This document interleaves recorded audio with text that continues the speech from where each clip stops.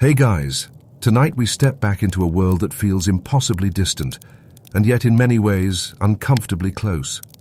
We're in a medieval village. The smoke from hearth fires hangs heavy in the air. The damp soil clings to your boots, and the scent of animals and unwashed bodies lingers everywhere. There's no electricity, no running water, no antibiotics, and, if you're unlucky, people are whispering about witches.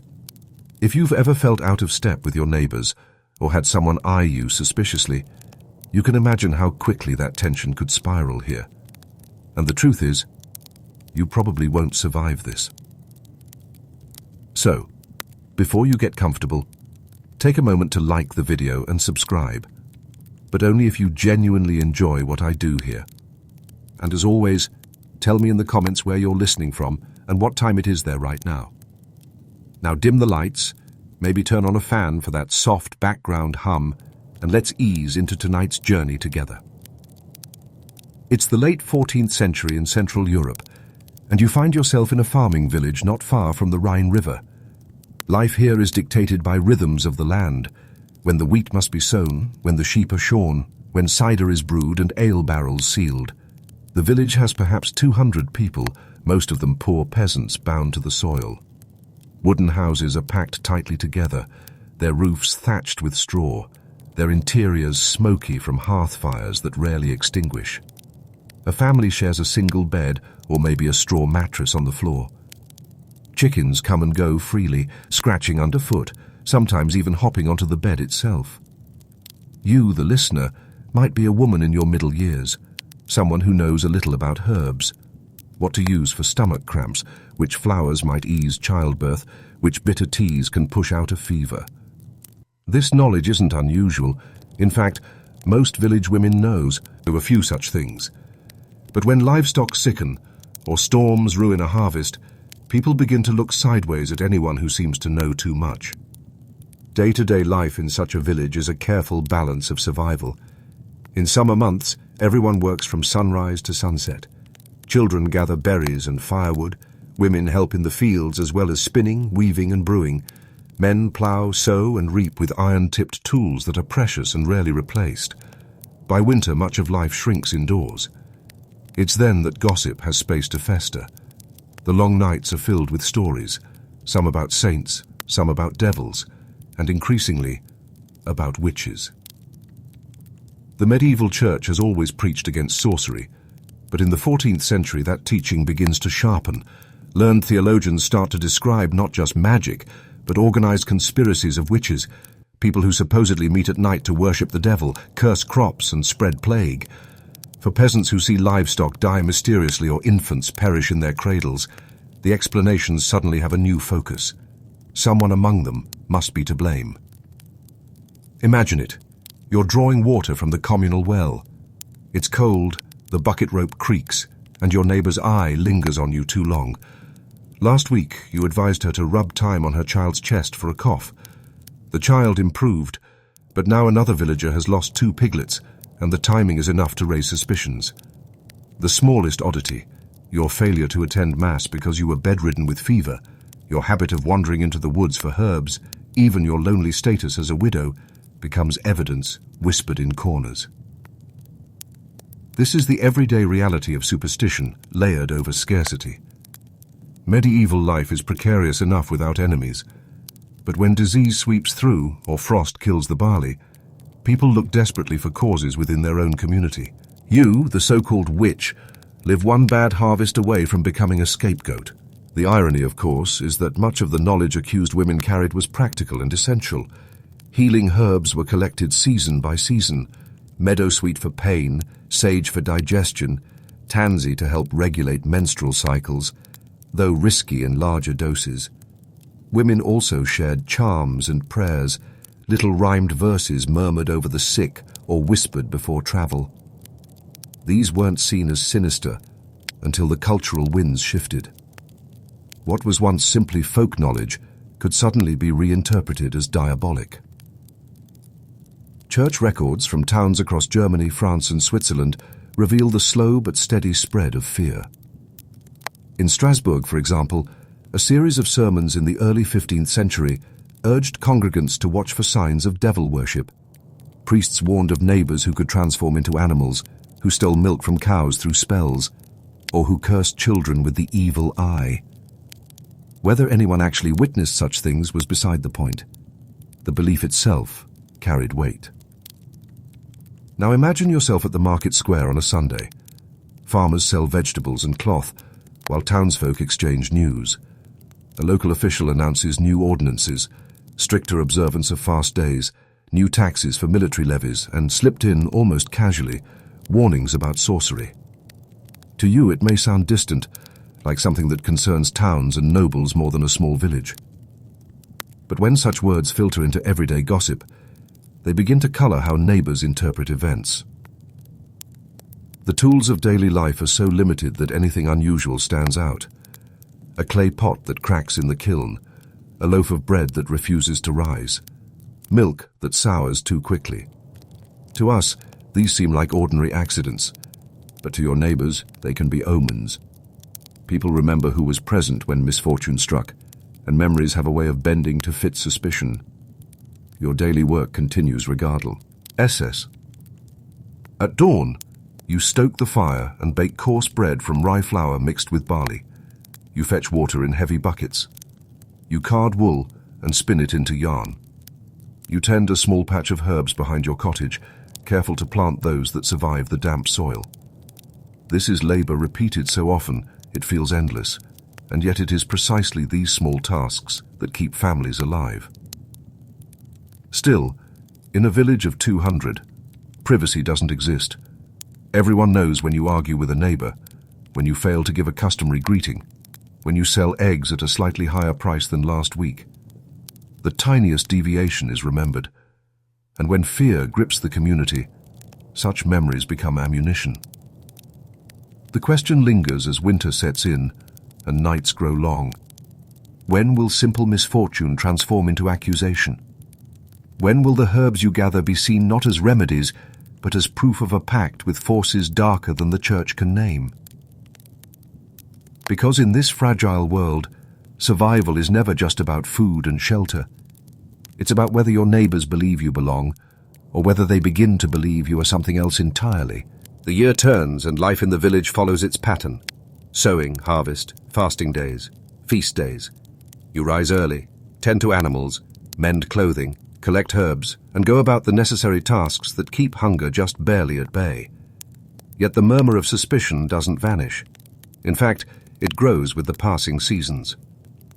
Accusations of witchcraft in the medieval world rarely began with dramatic spectacle. They started as quiet remarks, repeated until they carried weight. Perhaps someone muttered that you gave them a strange look when their cow sickened. Perhaps they recalled that you had once borrowed a candle and returned it melted down more quickly than seemed possible. These tiny threads wove together into something larger until eventually an authority, whether a parish priest, a manorial bailiff, or later a town magistrate, took notice. The church, after all, had long taught that magic was a sin, though not always a crime. In early medieval centuries, superstition was often dismissed as ignorance, a weakness to be corrected with penance. But by the 14th and 15th centuries, attitudes hardened. Learned theologians began to argue that sorcery was not merely superstition, but alliance with the devil himself. That shift mattered because it turned private suspicion into a public threat. If sorcery was truly devil worship, then tolerating it endangered the entire community's salvation. Imagine the first summons. A village priest, stiff in his woolen vestments, asks you to appear before him after Sunday Mass. The congregation lingers uneasily, curious but cautious. The priest begins with simple questions. Do you know certain charms? Have you ever spoken to spirits in the woods? Did you place an object by a neighbor's doorway? You deny it, of course, but denial does not always erase suspicion. To the priest, refusal to confess can itself be troubling. Local courts, fun, quiescent with a mixture of formality and improvisation. In some places, Accusations required at least 2 neighbors willing to swear an oath. In others, rumor alone was enough to trigger an inquiry. Witnesses might speak about misfortunes, a sick calf, a spoiled brew, a child's sudden illness, and each story became a thread added to the case. Rarely was there a single incident. Rather, the cumulative weight of misfortune and memory began to press down. From your perspective, the questions seem endless. What herbs do you keep? Why were you seen gathering wood alone? Why do you speak so little during Mass? To modern ears, none of this sounds damning. But in a society where conformity was survival, difference carried danger. The village economy made matters worse. Scarcity sharpened every quarrel. If bread prices rose, if pasture land grew crowded, if taxes demanded by lords or bishops felt unbearable, people looked for explanations close at hand. Resentment toward neighbors could take the shape of witchcraft accusations because they offered a simple narrative. One person's malice had caused the hardship. Let's pause for a moment on the machinery of justice itself, for it was as much about ritual as about truth. In many German towns, the procedure began with an inquisitio, an inquiry where officials gathered testimony. Unlike modern courts, these proceedings did not necessarily assume innocence. Instead, they sought confession, which was considered the clearest path to truth. If enough testimony was gathered, the accused might be imprisoned in the town tower or the cellar of a local castle. There, conditions were harsh. Damp straw for bedding, darkness interrupted only by the scrape of rats, meals of bread and water delivered by a guard who avoided eye contact. In smaller villages without a prison, accused persons might simply be placed under guard in a neighbor's house or confined in a church building. But the truly unnerving part was the slowness. Days stretched into weeks as officials collected more rumors, wrote letters to higher authorities, and debated jurisdiction. During this time, the accused lived in limbo, uncertain whether each sunrise would bring release or harsher questioning. Meanwhile, life outside continued with monotonous normalcy. Fields had to be tilled, wool carded, children tended. Neighbors gossiped in hushed tones at the bakehouse or the alehouse, careful not to say too much in case they themselves came under suspicion. But every time your name slipped into conversation, the story grew slightly larger. What began as "she knows herbs" might become "she cursed the cow," or "she met a stranger in the woods at night." Memory blurred with imagination, and soon a community's collective fear reshaped your entire life into evidence. There was another layer to all this: the written word. While most villagers were illiterate, clerks and priests recorded cases, copying fragments of testimony into Latin. These records traveled beyond the village, influencing how other authorities viewed witchcraft. What happened in one parish could ripple outward, shaping expectations elsewhere. Over time, these written accounts helped spread not only fear but also the specific vocabulary of accusation. Sabbaths, familiars, pacts, flight by night. Even if your village had never seen such things, the possibility began to feel real once it was written down. Picture an interrogation.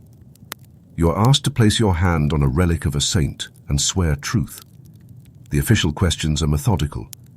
Did you learn charms from your mother? Did you renounce baptism? Have you been visited by animals that speak with human voices? To each, you answer no, bewildered that anyone could imagine such things. But the scribe records every word, his quill scratching across parchment, reducing your life to a narrow set of questions and answers. The strange thing about these proceedings is how ordinary they felt to those involved. For the priest, it was another duty alongside baptisms and funerals. For the bailiff, it was part of maintaining order, just as he handled disputes over land or theft. For neighbors, it was gossip formalized into public record. What we see as terrifying injustice, they saw as a familiar process, a way to restore stability by identifying a cause for misfortune. Not every case ended in execution. In fact, in the earlier centuries of witchcraft suspicion, Many accused were released after penance, fasting, pilgrimages, fines, or public confession. But the shadow of accusation lingered long after. To be named a witch, even once, was to carry suspicion for years. Neighbors might refuse to buy your eggs, avoid sharing ale with you, or keep their children away. Survival became not just physical, but social. The slow erosion of trust made daily life harder than ever. Think of how exhausting it must have been, knowing that every cough, every spoiled pot of ale, every stillborn calf could reopen suspicion. To walk through the market square and feel conversations halt as you passed. To attend mass and sense eyes on you, wondering whether your prayers were sincere. This was the silent punishment of accusation, one that lingered even when formal charges did not. As the 15th century wore on, however, punishment grew harsher. Theologians like Heinrich Kramer, author of the infamous Malleus Maleficarum in 1487, insisted that witchcraft was not merely sin but heresy, deserving of death. His words circulated widely, giving authority to fears that had once been local. What had begun as village gossip hardened into systematic prosecution. By the early modern period, the machinery of witch hunts would claim tens of thousands of lives. But here in our small village setting, we are still in the earlier stage, when suspicion grows slowly, when accusation is more about restoring order than about mass executions. And yet, the seeds are planted. Each question asked in the parish hall, each rumour carried from hearth to hearth, each scribbled record in Latin, all of it builds a foundation for what will come. So as the nights lengthen and rumours accumulate, the question presses in on you. If someone points to you directly, if the priest demands you confess, what choice will you have? And perhaps more troubling, will the truth even matter if your neighbors have already decided who you are? The summons arrives not as a surprise, but as the inevitable conclusion of whispers that have circled for months. A parish priest and a local bailiff call you to stand before a small gathering in the manor hall, its stone walls damp with winter chill. Torches sputter, casting long shadows. The men in authority shuffle their parchments, while neighbors huddle near the door, curious but cautious. It is here, in this dim space, that the trial of a witch begins, not always with shouts and fire, but with long hours of tedious questions, records, and rituals. To understand the process, you must see it as part of a wider medieval system of justice. Trials were not rare. Villagers appeared before courts for theft of wood, disputes over grazing rights, or failure to pay rent. The same procedures used for such mundane conflicts shaped witchcraft accusations as well. That is why they felt so ordinary to contemporaries. The same officials, the same scribes, the same rituals of oaths and testimonies. Witchcraft simply slipped into the existing framework. The first stage is the collection of testimonies. One by one, neighbors are called. A farmer recalls how his plough horse grew lame after you declined to lend him herbs. A brewer says his ale soured the day after you visited. A mother insists her child wasted away because you muttered something when passing her door. Each story is small, but together they form a pattern that officials believe cannot be dismissed. Your answers are also recorded. You protest innocence, explain that herbs are for healing, that sickness and spoiled ale happen often enough, but medieval justice often leaned toward patterns rather than coincidences. If too many neighbors report similar suspicions, the authorities see it not as gossip, but as corroboration. The court then considers whether an ordeal is necessary. By the 15th century, many formal ordeals, such as carrying hot iron or plunging a hand into boiling water, had fallen out of favor under church law, replaced by inquiries and witness testimony. Yet the idea lingered that God would reveal truth through physical tests. In some regions, suspects might still be subjected to trial by water, bound and lowered into a pond or river. To float was to be guilty, for the pure element of water rejected you. To sink was to be innocent, though drowning was a constant risk. Equally feared was the search for the witch's mark. Officials or hired midwives examined the body for unusual blemishes, birthmarks, scars or moles, believed to be signs of a pact with the devil. Any small irregularity could be declared proof. Imagine the humiliation. Forced to strip in a cold chamber while strangers prodded and judged your body, every freckle a potential verdict. If suspicion persisted, interrogation followed. In some places, torture was used, though not always in the early medieval period. By the late 15th century, however, it became increasingly common, justified as a way to extract confession. The rack stretched limbs, the strappado wrenched shoulders from sockets, thumbscrews crushed fingers. The threat alone often sufficed, for people knew too well what awaited. Confession under such circumstances, however, rarely reflected truth. Instead, it mirrored what interrogators wanted to hear: names of accomplices, descriptions of Sabbaths, pacts signed in blood. But before imagining the grim climax, it is important to pause on the bureaucracy.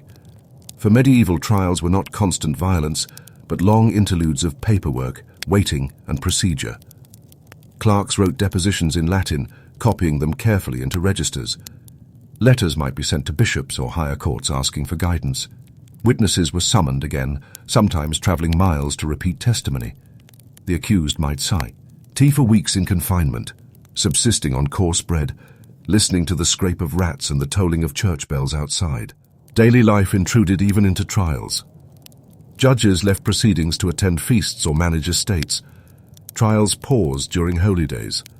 Accused persons sometimes joined others in prayer, kneeling before icons in their prison cells, wondering whether God heard them. For all its horror, the process unfolded at a plodding pace, filled with silences and delays that wore down the spirit. Consider, too, the economic side. Trials cost money. Guards had to be paid, scribes supplied with parchment, torches burned, food provided. These expenses were often charged to the accused.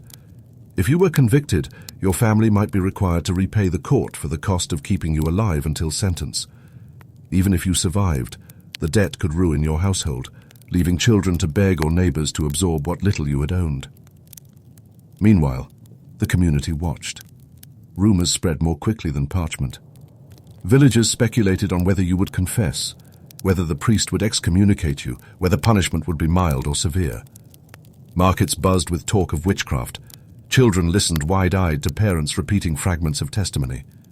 Fear was contagious, and it spread outward, touching even those who had no part in the trial. And what of you, the accused? Nights stretched endlessly. Sleep came only in brief snatches on straw. Hunger gnawed at you, as meals were meager and cold. The air in the cells smelled of damp stone and mold. In the darkness, your mind circled endlessly. Should you confess to end the torment? Would denial matter if everyone already believed? You whispered prayers, not knowing whether they were heard, and flinched each time footsteps approached the door. Some accused witches did confess, though often reluctantly. They might admit to small charms or muttered prayers, thinking it harmless, but interrogators pressed further. Who taught you these? Did you meet with others? Did the devil appear? Step by step, confession was drawn out, shaped into a narrative officials recognized. The accused became characters in a story already written. A conspiracy of witches, bound by oaths, meeting under the moon. Others refused to confess even under torture. Records tell of women and men who endured agony without admitting guilt, insisting on innocence until death. To authorities, such stubbornness could be interpreted as proof of the devil's hold. Refusal to confess, like confession itself, became evidence. Punishments varied. In earlier centuries, penance or exile might suffice, public whipping, fines, or pilgrimages to shrines. But as attitudes hardened, execution grew more common. Hanging or burning at the stake became the ultimate penalties, designed both as punishment and as warning. The spectacle of fire in the marketplace seared itself into memory, reinforcing fear and conformity. Yet not every accused person reached that fate. Many cases ended in release after months of questioning, often with the accused returning to their village carrying scars, physical, social, or both. Freedom did not erase suspicion. Neighbors remembered, whispered, and avoided. Accusation lingered like smoke, invisible yet suffocating. One of the most chilling realities was the erosion of trust. Every accusation revealed the fragility of community bonds. The same neighbor who once borrowed your eggs might now testify against you. A cousin, a godparent, even a friend could be persuaded to swear an oath that your glance seemed harmful, your words suspicious. Survival meant not just enduring the court, but enduring betrayal by those who once shared bread at your table. And through it all, ordinary life continued. Crops had to be harvested, sheep sheared, taxes collected. The slow, dull grind of medieval existence never halted for witch trial. The children still learned prayers, merchants still haggled, bells still rang for mass. The world did not pause for your terror. It folded it into the fabric of routine. Imagine standing in the manor yard, shackled, while villagers gather. Some come out of curiosity, some out of duty, others perhaps with genuine fear. You look across familiar faces, people with whom you have shared work and meals, and wonder which of them first spoke your name aloud. The sentence is read, perhaps penance, perhaps exile, perhaps worse. The words echo, but your mind lingers on the silence between them. The lives already lived, the tasks undone, the future suddenly narrowed. The trial has a conclusion, but your story does not. Whether you walk free or face the stake, the process reshapes not only your life, but the community itself. Suspicion once awakened is not easily silenced. Neighbors learn to fear each other a little more. Authorities learn that fear is a tool that can reinforce obedience. And you, whether living or dead, become part of a narrative that will repeat again and again across Europe. And so the question lingers, unresolved. If justice in your world was built not on truth but on fear, how many more names would be spoken in whispers, waiting their turn to stand where you stand now? The trial ends, but the weight of accusation never truly lifts. Whether you are released with penance, exiled from the village, or executed as a warning to others, the effects ripple outward through your community. Witchcraft trials were not isolated spectacles. They left behind debts, broken trust, and subtle shifts in how neighbors lived alongside one another. To understand the legacy of such events, we need to step back and consider the quieter consequences, the ones not captured in dramatic chronicles, but in ledgers, parish records, and the rhythms of daily survival. Start with the economic aftermath. Trials cost money, and the bills did not vanish. Court scribes needed payment, guards demanded wages, and parchment and ink were expensive commodities. If an accused person was convicted, their property, however meager, was often seized. A cow, a few tools, or a cottage might be confiscated to cover expenses. For families left behind, this meant ruin. Widows became beggars. Children were placed as servants in wealthier households, and fields went untilled for lack of hands. Even when the accused survived, debts owed to the court could cripple a household for years. The parish also bore the weight. When land lay abandoned, tithes went unpaid. When families were impoverished, alms from the church had to increase. What seemed like a way to preserve order often disrupted the fragile balance of local economy. A single trial could alter the fortunes of several households, rippling outward into trade, rents, and harvest yields. Then there is the social dimension. Every testimony given in court was also a betrayal remembered in the village. Neighbors who testified against you might never again share a meal in peace with your family. Favors and friendships turned sour. People learned to guard their words, to avoid anything that might be misinterpreted as sympathy for the ACC. Used. Communities became quieter, more cautious, their social fabric frayed by suspicion. At the same time, witch trials reinforced authority. Lords, priests, and magistrates demonstrated their power not only by punishing crime, but by defining what counted as crime in the first place. To accuse someone of witchcraft was to assert control over invisible forces. Trials told villagers that the church and the state had the power to name evil, contain it, and burn it from the world. Fear served obedience. People accepted higher taxes, stricter discipline, and harsher sermons because they were told the alternative was chaos and devilry. Yet amid all this, daily life continued in its slow grind. The same villagers who testified one week still needed to share tools, borrow grain, or trade eggs the next. Survival left no room for permanent estrangement. Suspicion lingered, but necessity forced cooperation. This uneasy coexistence created a strange rhythm: fear at the edges, routine at the center. It is here that the dull realities of history matter most, because they show how ordinary people endured even under the shadow of accusation. The legacy of witchcraft trials also lived in stories. Parents warned children to avoid certain neighbors or to be careful with charms and herbs. Tales of witches were told by the hearth on winter nights, reinforcing both fear and conformity. Over generations, these stories grew into folklore. Women who flew by night, men who vanished in storms, gatherings under the full moon. While scholars and clerics shaped the legal definitions, villagers shaped the imagination, weaving trials into cultural memory that survived long after the parchment records crumbled. And what of the church itself? For centuries it wrestled with the question of superstition. Early medieval councils often dismissed magic as folly, but by the late Middle Ages, scholars insisted it was heresy.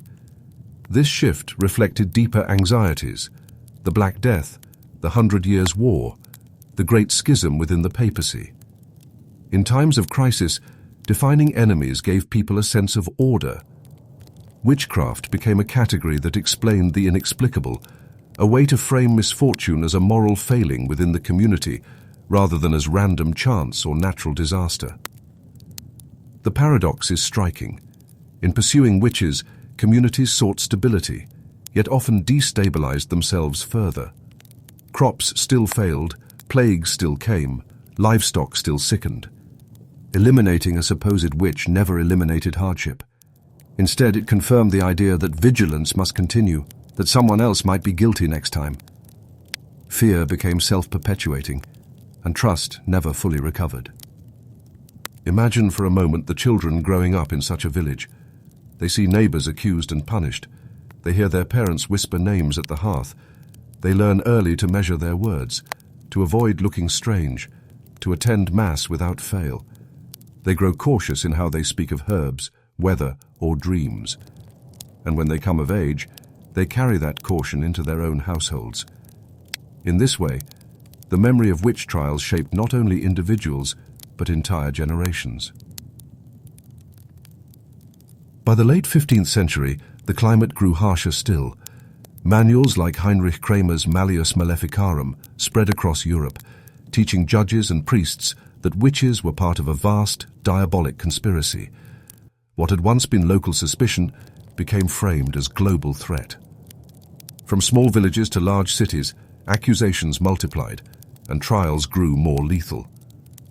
The story that began with gossip at the well, now inked itself to cosmic battles between God and the devil.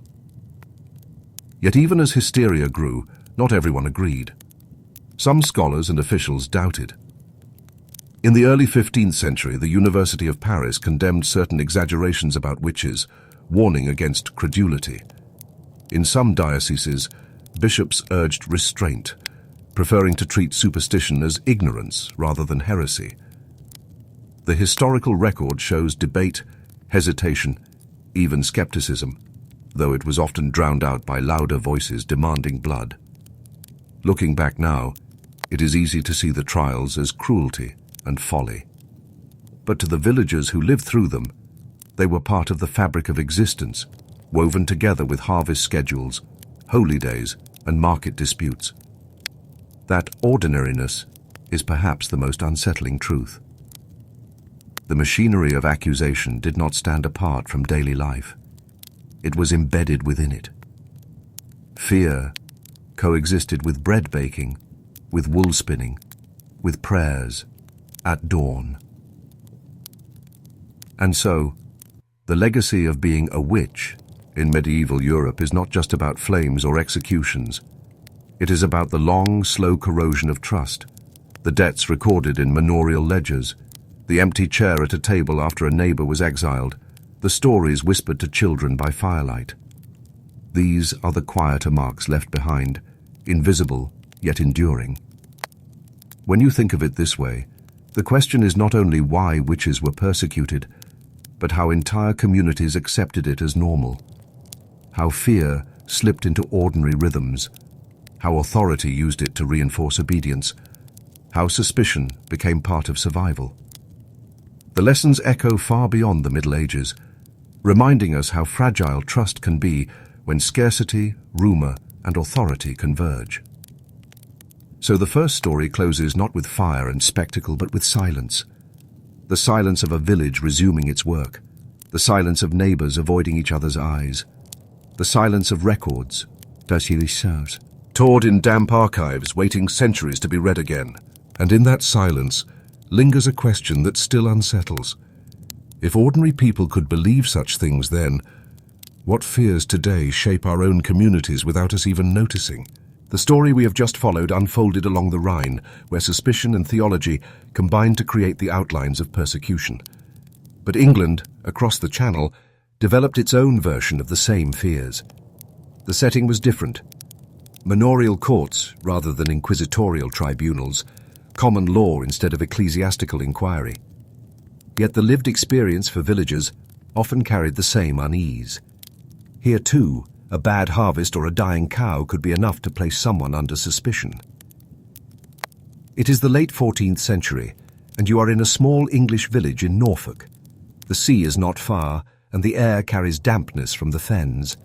The settlement is scattered, timber-framed cottages with daubed walls, roofs of thatch, a parish church of grey stone, and the manor hall where local disputes are judged. Life here revolves around agriculture and obligation. Most villagers hold strips of land in the open fields, scattered among their neighbours. Each family ploughs, sows and harvests, but the land itself belongs to the Lord. Rents are paid not only in coins, scarce as they are, but also in days of labour, carrying manure, repairing hedges, or carting firewood to the manor. Against this background, witchcraft accusations in England carried a different texture. Unlike parts of Germany or Switzerland, there was no centralized inquisitorial court. Instead, local justices or manorial officials handled disputes. That meant accusations often mixed with other quarrels, disagreements over land boundaries, inheritance disputes, or insults traded at the alehouse. Witchcraft was not always a separate category, but one more weapon in the arsenal of local resentment. Picture a typical complaint. A villager claims his ox died after a quarrel with a neighbour. Another insists her butter would not churn because someone looked at her with ill will. These cases appear in manorial rolls, written in Latin by clerks who recorded every small infraction: trespassing animals, unpaid rents, assaults, and occasionally sorcery or maleficium. The language is sparse, but behind those brief entries lay stories of fear and suspicion woven into everyday life. Your daily existence as a woman suspected of witchcraft in Norfolk would be marked less by formal trials and more by whispers. People might avoid your stall at the market. Children might run past your cottage without greeting you. A neighbour might mutter a prayer when you approached. These small acts of avoidance slowly shaped your reputation. Reputation mattered deeply in medieval England, where honour and trust determined who could borrow tools, who could marry well, who could trade without suspicion. Once lost, reputation was nearly impossible to regain. Religion framed every aspect of these suspicions. The parish church was the centre of life. Mass on Sundays, feast days for saints, processions on rogation days, bells marking funerals and weddings. Priests preached against sin, but they also tolerated a range of folk practices. Many villagers believed charms worked alongside prayers, and some priests even used rituals that blurred the line between blessing and magic. a written charm folded into a pouch, a few whispered words while crossing a field. These were not unusual. Only when misfortune struck did such acts become dangerous. The social setting of Norfolk villages gave these accusations particular force. The Black Death had reduced the population a century earlier, leaving scars still visible. Labour was scarce, wages had risen, and tensions simmered between lords and tenants. The peasants' revolt of 1381 was still within living memory. Fear of disorder shaped every interaction. Accusing someone of witchcraft was not only about supernatural harm, it was about labelling them as disruptive, as dangerous too. The fragile balance of the village. Imagine standing before the manorial court in the Great Hall. The steward sits at a long table, scribes beside him, jurors drawn from the village gathered around. Cases are called one by one. Broken hedges, stolen timber, unpaid rents. Then your name is read, linked with the word sorcery. A neighbour swears an oath that you cursed him after a quarrel. Another testifies that your glance spoiled her brewing. You deny it, but the court is less concerned with truth than with order. The steward may fine you, impose penance, or order you to swear publicly that you will cease such practices. It is not a death sentence, not yet, but the damage is done. Even such a mild punishment carries heavy weight. Fines mean selling precious goods, perhaps a blanket or a sheep. Public penance means humiliation, standing before your neighbours with bare feet, reciting prayers of repentance. The shame lingers long after the court session ends, and neighbours, having once named you, now carry their own justification. If the court punished you, surely the suspicion was true. Witchcraft in England during this period was as much about language as about law. Villagers spoke of overlooking with the evil eye, of blasting crops, of bewitching animals. Words had power. A curse spoken in anger might be repeated for decades, retold until it became proof of sorcery. The language of maleficium fused with the rhythms of daily disputes, embedding suspicion into ordinary quarrels. Meanwhile, survival demanded constant labour. Women spun wool, brewed ale, baked bread, tended gardens and raised children. Men ploughed, herded sheep and hauled timber. Everyone gathered fuel, carried water, repaired roofs. These endless tasks created interdependence. No one could survive alone. And yet it was precisely in this interdependence that suspicion thrived. Because neighbours relied so heavily on one another, disappointment or resentment cut all the deeper. When someone failed to lend a tool or refused help at harvest, it was easy to believe they harboured malice. It is worth noting that in England, execution for witchcraft was rare in the medieval period. The great burnings of witches belong to the early modern age, after Henry VIII's statutes in the 16th century. In the 14th and 15th centuries, punishment was more likely to be fines, shaming, or temporary imprisonment. But the psychological weight of accusation was real nonetheless.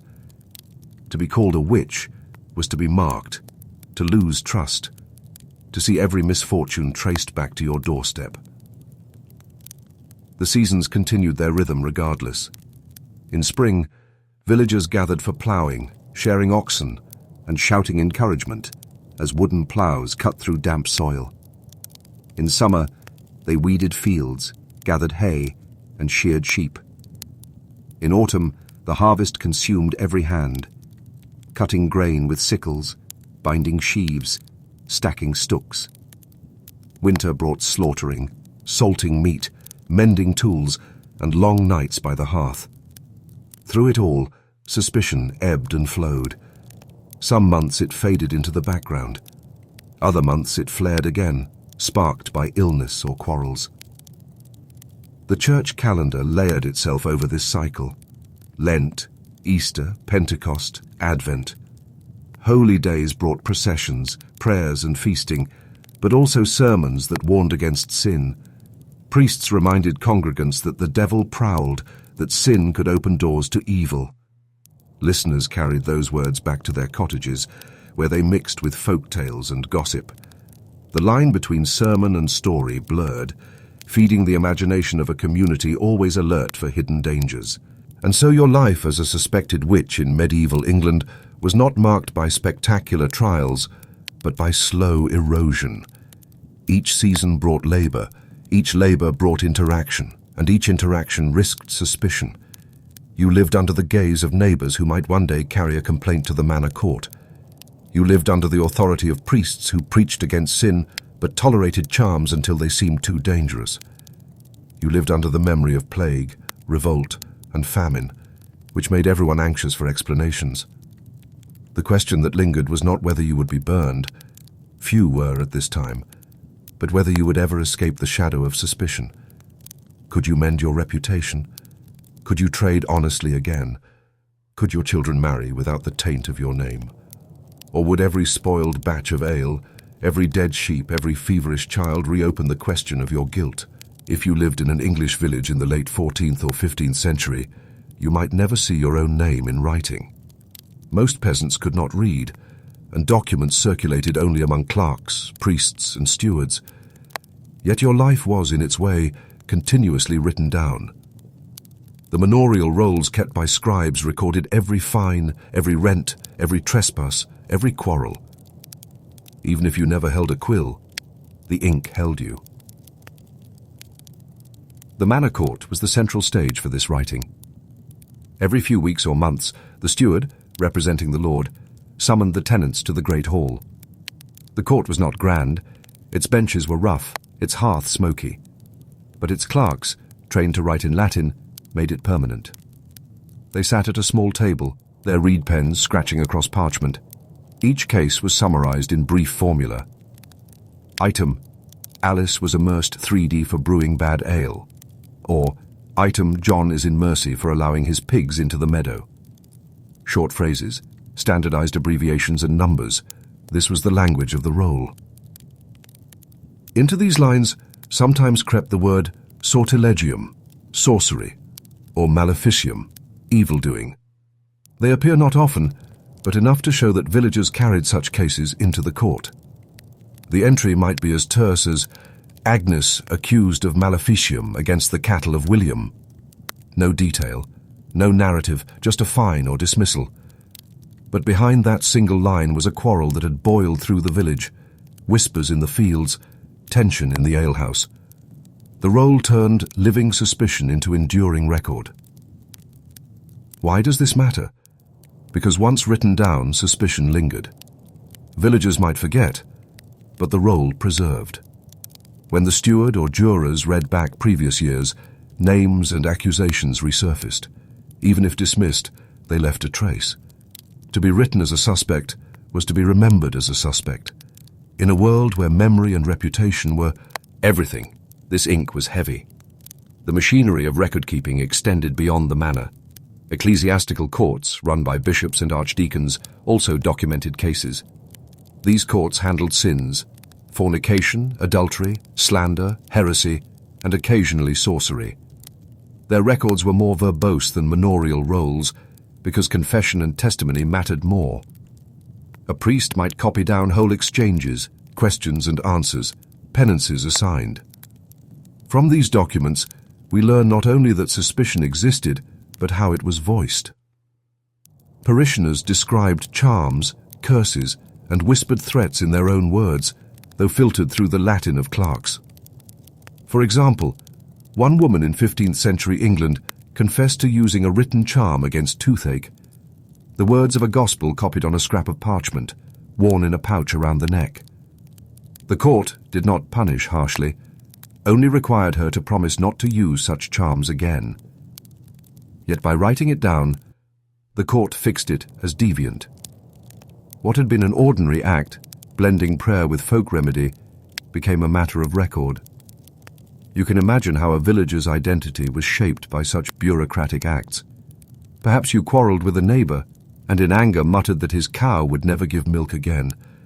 If the cow did sicken, he might complain to the court. The court might fine you or impose penance. The clerk wrote it down. Now you were the one fined for sorcery. That line might be read aloud at the next session, or recalled years later when your child sought to marry. The roll's terse words became a kind of biography you never chose. Meanwhile, Life outside the rolls continued in rhythms both dull and necessary. Ale was brewed weekly in many homes, and the quality varied. Bad ale brought fines as surely as accusations of sorcery. Bread, too, was inspected for weight. Villagers were policed not only for malefic, but for daily essentials. This constant oversight created an atmosphere where every act could be scrutinized. In such a climate, suspicion of witchcraft found fertile ground. Consider how seasonal tasks intersected with record-keeping. During lambing season in spring, if several lambs died suddenly, the shepherd might blame poor pasture, or he might recall a quarrel with a neighbor. If hay spoiled in a wet summer, the farmer might curse the weather, or suspect a witch. At harvest, when every hand was needed, quarrels over gleaning rights or unpaid labor could spark accusations. The court then gathered these tensions, recorded them, and codified them into fines. The pattern repeated year after year, inscribing the seasonal anxieties of rural life. Priests, too, contributed to this written culture. They kept church wardens' accounts, which listed candles, repairs, vestments, and sometimes strange expenses, payments for exorcisms or for masses said against storms. These accounts, meant to track parish finances, incidentally recorded the community's sense of spiritual vulnerability. A payment for holy water to bless fields hinted at fears of blight. A fee to ring church bells during a storm reflected belief in sound's power to drive away demons. Witchcraft suspicion did not stand apart from these records. It lived alongside them. What strikes modern readers is the dryness of the language. Where we expect drama, we find only formula. Immerse for maleficium. Immersed 6D for sorcery. These are the dullest possible words, and yet they were heavy with consequence. They remind us that persecution often hides in bureaucracy, not in spectacle. The scribes were not dramatists. They did not embellish. They reduced lived fear to numbers and abbreviations, and in so doing, they made suspicion into something that could circulate across years and across villages. It is tempting to think that people in medieval England were credulous, quick to believe in witches, but the records show something subtler. Many accusations were dismissed, many cases ended only in small fines. Jurors often showed skepticism, requiring proof or rejecting charges as rumor. Witchcraft was a category of suspicion, but not always a conviction. Still, the very act of being named carried weight. Skepticism did not erase stigma. For you, as a villager under suspicion, the machinery was relentless. Each court session was another chance to be named, another chance for your reputation to be recorded in ink. You could never control what others said in testimony. You could never erase what had already been written. You could only endure, pay fines, perform penance, and hope time would dull the memory. But time itself was treacherous, because the rolls remembered even when neighbors forgot. We might ask, how did villagers themselves perceive these records? Few could read them, but they knew of them. The steward read aloud fines at court. Priests quoted from registers when assigning penance. People understood that writing fixed matters. They knew that once a charge was entered, it had a strange permanence, a weight beyond ordinary speech. In a largely oral world, writing was power. And so witchcraft accusations in England gained their durability not through bonfires or inquisitions, but through clerks' quiet labor. The thin lines of ink in manorial and ecclesiastical rolls were the skeleton of suspicion. Without them, many quarrels would have faded into memory. With them, suspicion endured, haunting names long after the quarrel had ended. As you picture this system, you may wonder, did the clerks themselves believe? Did the steward, bent over parchment, think that Agnes truly bewitched William's cow? Or was he indifferent, reducing every complaint, sorcery or swine trespass, to the same formula? The rolls never tell us. They are silent, leaving us only the dry remains. Yet through that silence we glimpse the paradox of medieval witchcraft in England. Boo, ilt not on drama, but on bureaucracy. Not on flames, but on ink. The unresolved question is this: what happens when ordinary paperwork, meant to keep order, slowly constructs a narrative of guilt. Could a villager ever truly escape once her name had been written? Or did the role ensure that, long after her death, she remained in mercy for sorcery, forever inked into suspicion? Picture yourself in an English village around the year 1450. A baby is on its way, and the household is in turmoil. Midwives, female kin, and neighbours gather in the low, smoky cottage. The shutters are closed against cold or prying eyes, and the hearth fire is stoked. Bowls of hot water are prepared, cloths set out, prayers murmured. The work is practical, easing pain, steadying breath, encouraging the mother through hours that could turn fatal. In this world, childbirth was both ordinary and perilous. For every woman, it was a trial of survival. For the community, it was a deeply spiritual passage. Priests might be summoned to baptize the infant if death seemed imminent. Neighbors brought herbs, thought to quicken labor or ease bleeding. It was here, in these shadowed hours, that the line between medicine and magic blurred most. Women learned remedies through experience, passing them from mother to daughter or neighbor to neighbor. Some remedies were practical: willow bark for pain, fennel for stomach complaints, mint for digestion. Others were symbolic: charms whispered during childbirth, words of the gospel written and worn against fever. These were not seen as separate from religion. They mingled seamlessly with prayers and blessings. But in the eyes of clerics and courts, they could cross into superstition. A midwife might murmur a charm to speed delivery. If the birth went well, she was praised. If it went badly, suspicion could follow. Did she offend God with her incantation? Did she call on unholy powers? The same act could be seen as care or as witchcraft, depending on outcome and rumor. This double-edged role defined women's healing. They were indispensable because villages had few alternatives. Physicians were rare and costly, mostly confined to towns or serving elites. Surgeons existed, but their work was limited.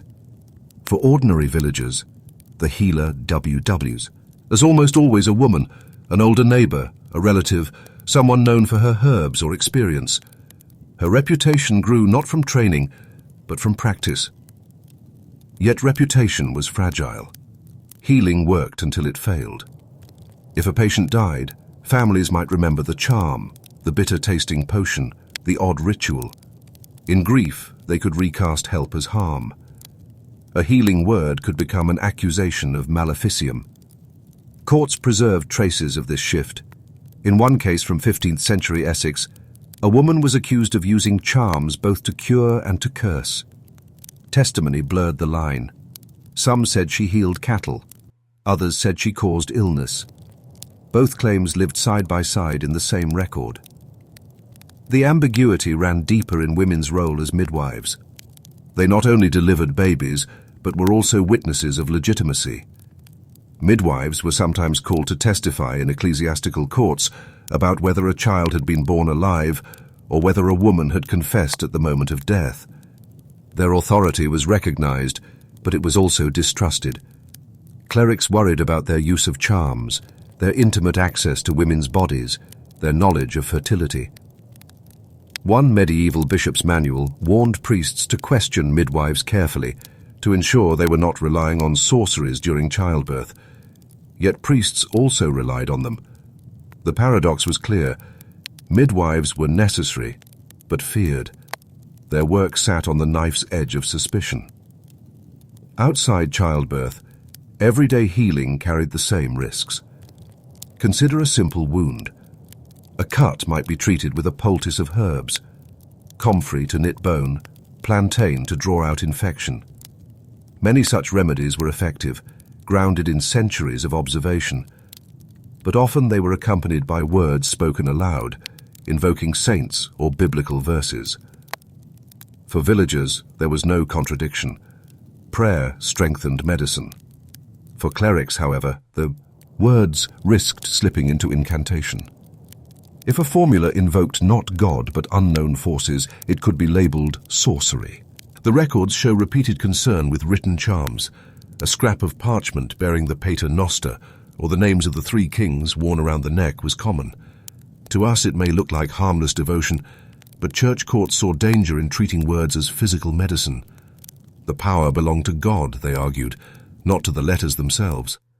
Yet villagers believed otherwise, that words could be carried, worn, and used like herbs.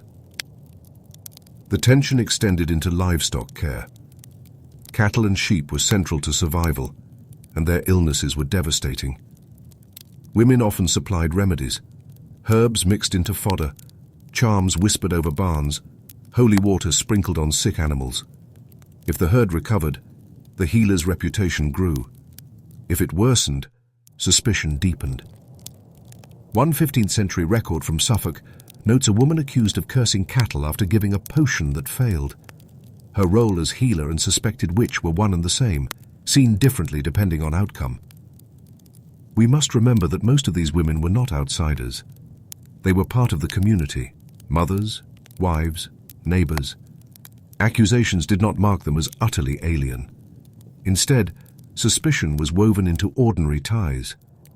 You might trust your neighbor to deliver your child and later whisper that her charms seemed troubling. You might drink her herbal brew and later recall its bitterness when illness struck. Witchcraft suspicion was not always about strangers, but about ambivalence toward those most needed. The seasonal cycles deepened this ambivalence. Spring births, summer fevers, autumn injuries at harvest, all brought demand for healing. Women's remedies were constantly in use. But in winter, when sickness lingered and food grew scarce, suspicion sharpened. If fevers did not break, if children died, grief sought explanation. Healing that failed looked too much like harming. Gender played its role in shaping suspicion. Men certainly used charms, but women's association with fertility, childbirth, and the body made them more visible targets. Their authority over hidden female spaces set them apart from clerics and stewards who could not enter those spaces. The secrecy of childbirth, the intimacy of healing, bred both trust and unease. What women did behind closed shutters, men could only guess, and guessing often tilted toward fear. At the same time, women themselves invoked supernatural help in ways they found wholly Christian.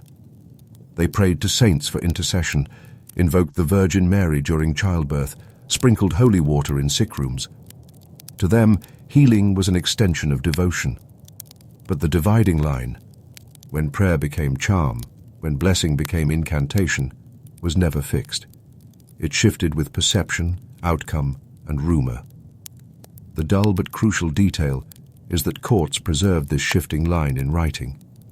Accusations of maleficium often followed failures in healing.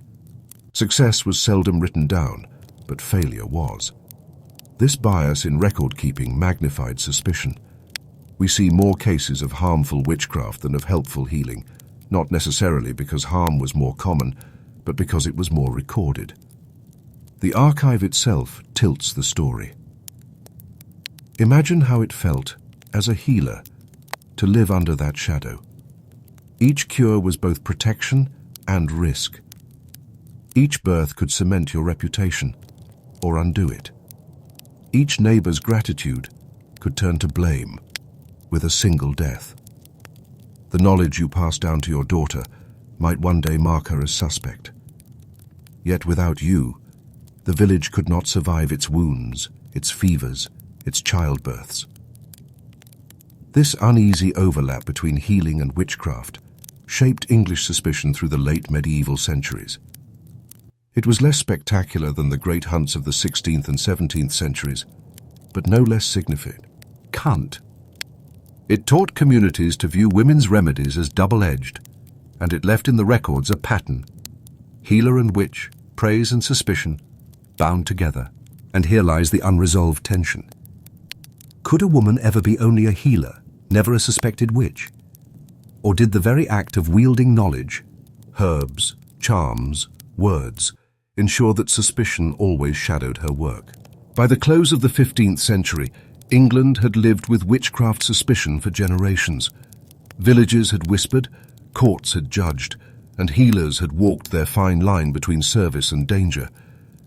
Yet in these late medieval centuries, accusations remained relatively contained. They were part of local quarrels, woven into everyday grievances.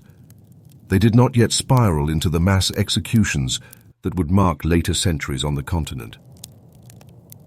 To understand why, you need to see the daily machinery of justice. Local manorial courts and church courts handled most accusations. A villager might complain that a neighbor's curse had caused illness, or that a charm seemed suspicious. The court would record testimony, often ordering penance or fines. Rarely was execution the outcome. Suspicion was real, but punishment was usually modest. Witchcraft sat alongside slander, broken contracts, or failure to attend church. It was part of the web of ordinary offenses. This ordinariness mattered. It kept witchcraft in scale with daily life. The village healer who mixed herbs and murmured charms might face censure, but she was not dragged before a royal judge or condemned in a spectacle. The machinery of law matched the rhythms of the village. Small conflicts resolved with small penalties. But by the 16th century, this balance began to shift. Part of the change came from above, from learned writers, clerics, and jurists who began to frame witchcraft not as petty malice, but as diabolical conspiracy. Works like the infamous Malleus Maleficarum, written in Germany in 1487, circulated ideas of witches as servants of Satan, engaged in secret gatherings and pacts. Though this text had less direct impact in England than on the continent, its themes resonated with broader shifts.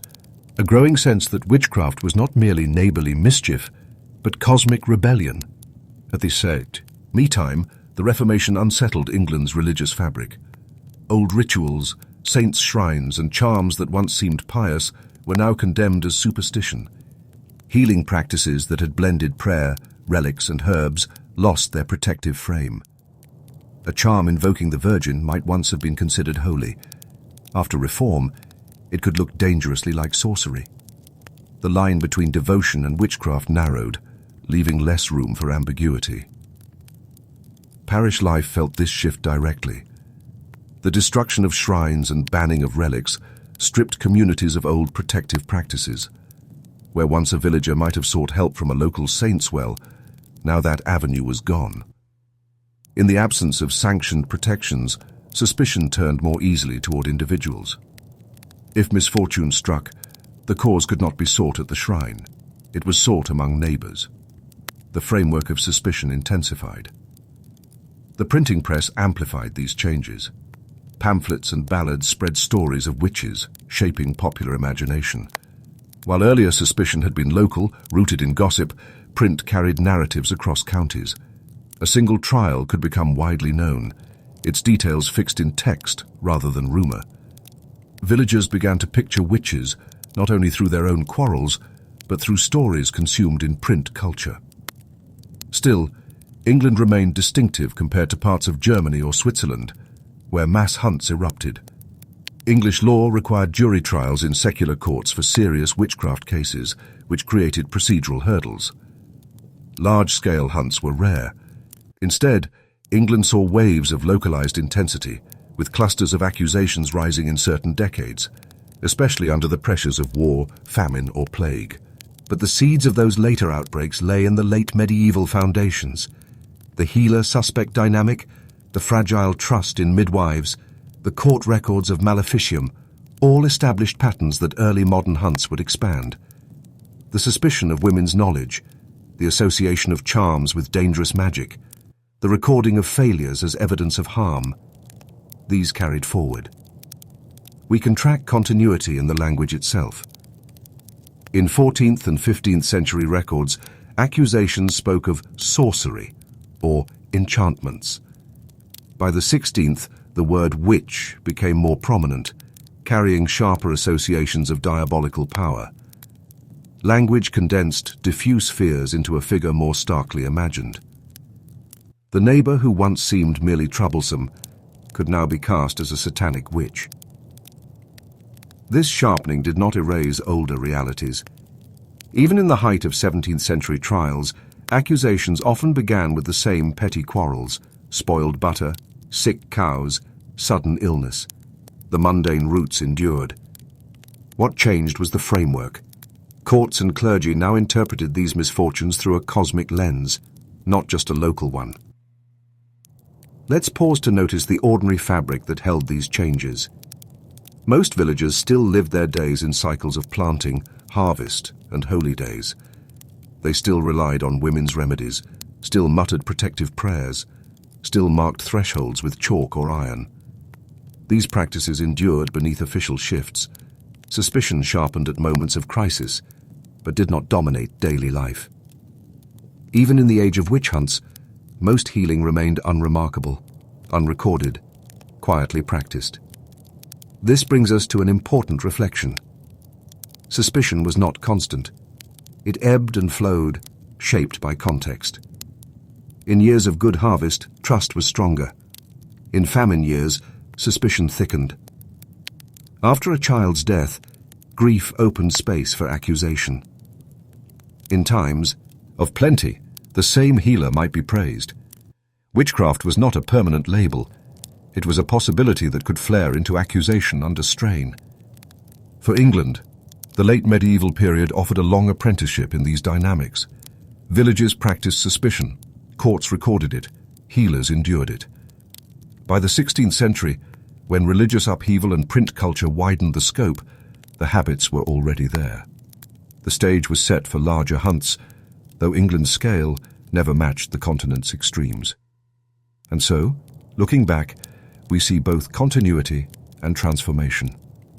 Continuity in the everyday roots: quarrels, charms, childbirth, healing. Transformation in the frameworks of law, theology, and print that magnified these roots into something more sinister. As we close this story, you might ask, what is the legacy? For England, the medieval centuries gave witchcraft suspicion its shape: local, gendered, rooted in healing and harm. Later centuries would dramatize it, codify it, punish it more harshly. But the essence remained: the tension between need and fear, trust and suspicion, healer and witch. It is a reminder that history's great persecutions do not appear suddenly. They grow slowly, from ordinary lives, ordinary fears, and ordinary records. And in the story of English witchcraft, we see how the dull details of childbirth, remedies, and village courts built the foundation for an age of hunts to come. When you turn your attention from England to the German-speaking lands of the Holy Roman Empire, you step into a landscape far more fragmented and far more combustible. The empire was not a single state, but a patchwork of hundreds of principalities, bishoprics, free cities and villages, each with its own courts, its own rulers, and often its own approach to justice. This decentralization mattered deeply because it meant witchcraft accusations could escalate without the restraint of a single uniform legal framework. Instead, one territory's panic might flare into dozens of trials, unchecked by neighboring authorities. To understand why witch hunts reached such ferocity here, you have to picture the daily life of ordinary people in these lands. Most villagers lived in small settlements, tied to agricultural rhythms, sowing rye and oats in the spring, cutting hay in summer, gathering grapes in the autumn. Winters were long and hard, with hunger and disease never far away. Life was precarious, and misfortune demanded explanations.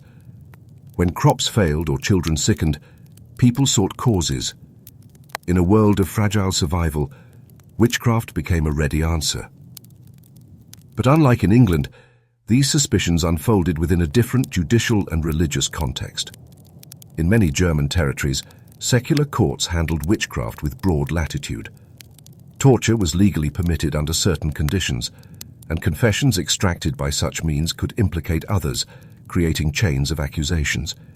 Without a centralized authority to rein in trials, local judges could press forward with prosecutions that spiraled quickly. What began as a single suspicion might swell into dozens or hundreds of executions in a matter of months. The theological framing also sharpened suspicion. While medieval England often saw witches as petty malefactors, German demonologists increasingly cast them as part of organized sects, bound by pacts with the devil. The idea of the witches' Sabbath, an imagined nocturnal gathering where witches feasted, worshipped Satan, and plotted harm, took root more strongly here than in England. Learned authors wrote of it, and local judges believed it. Confessions under torture confirmed it, at least on parchment. The concept turned witchcraft from an individual misdeed into a collective conspiracy. If you trace these fears back into the 15th century, you find their seeds in the stresses of the time. The Black Death had devastated populations in the 14th century, leaving scars of fear and suspicion. Climate patterns shifted with the onset of the so-called Little Ice Age, bringing harsher winters and unpredictable harvests. Economic pressures mounted, with some regions suffering inflation and rising poverty. The late medieval church faced criticism, schism, and reformist voices. In this unstable atmosphere, witchcraft accusations provided a focus for anxieties that had many causes but few solutions. Consider the role of women in this environment. Just as in England, healers, midwives, and widows often found themselves under suspicion. In German records, we find repeated references to women accused after quarrels, after providing remedies, or simply for being old and isolated. But the German hunts differed in their scale and intensity. Women were not just accused of harming neighbors, but of participating in vast conspiracies. Their bodies were imagined as sites of unholy power, their knowledge as proof of devilish alliances. Yet daily life carried on with rhythms that were remarkably ordinary. Villagers rose early, tended animals, fetched water, and prepared meals of coarse bread and porridge. In vineyards along the Rhine, peasants labored through the summer heat, trimming vines and harvesting grapes, pressing them into barrels stored in cool cellars. In alpine valleys, herdsmen drove cattle to high pastures, living in huts through the season, making cheese to carry down for winter markets. Markets bustled with barter and exchange, eggs for cloth, salt for grain. These routines gave structure to life, but they also created friction. A neighbor might resent another's success at market. A cow's sudden illness might be blamed not on disease, but on envy. Accusations of witchcraft often grew from these small resentments, magnified by the precariousness of survival. If you rely on your few cows to feed your family, the unexplained death of one is not just a misfortune, it is a catastrophe. And catastrophes demand causes. Local records show how ordinary these accusations could be at first. A villager might testify that his butter would not churn, suspecting a neighbor's curse. Another might say her child wasted away after a quarrel with an older woman. These accounts echo those of England. But here, under the pressure of torture and demonological frameworks, such small suspicions could quickly expand into elaborate confessions. Stories of flying to Sabbaths, of dancing with demons, of renouncing baptism.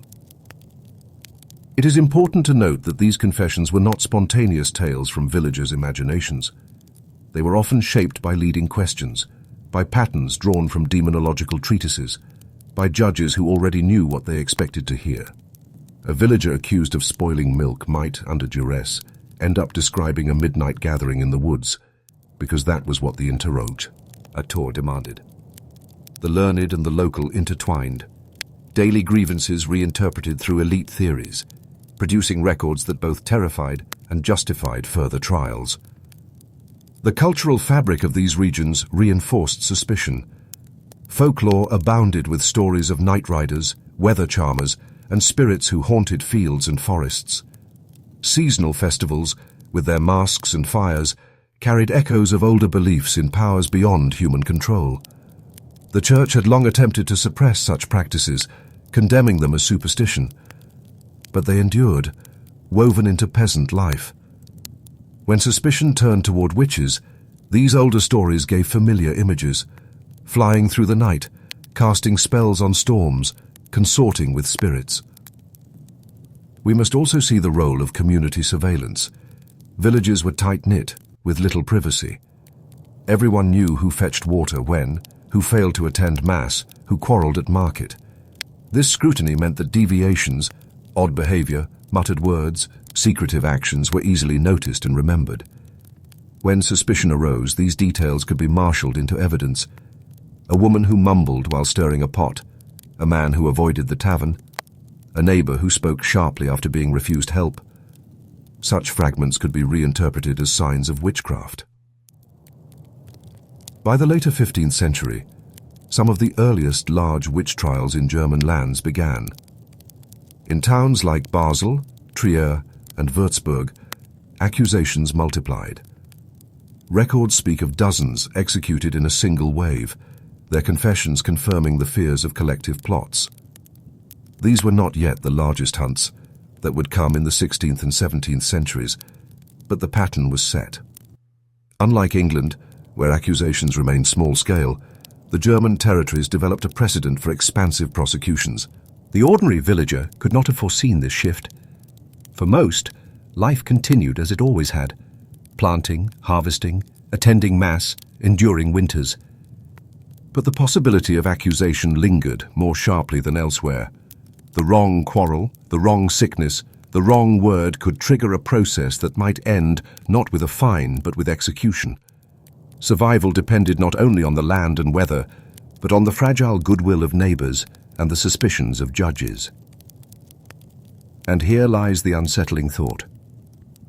Why did some regions burn dozens, while others burned none? What made certain communities ignite into panic, while others kept suspicion contained? The German lands, with their fragmented courts, their demonological frameworks, their permission of torture, provided fertile soil. But the spark often came from local crisis, failed harvests, outbreaks of disease, political upheavals. It was not inevitable. It was contingent, unpredictable, terrifying in its randomness. As we close this section, you can imagine yourself in one of those villages, tending a small plot, sharing bread with family, greeting neighbours at market. Everything seems ordinary, but the ordinary is fragile. Misfortune hovers always near. And when it strikes, the question becomes, will the village explain it through sickness and weather, or through suspicion of the neighbour across the lane? That question, unresolved, is what leads us into the heart of the German witch hunts.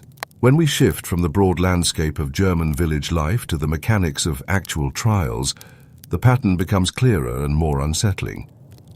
Small grievances, shaped by community suspicion, could rapidly expand into elaborate networks of accusations.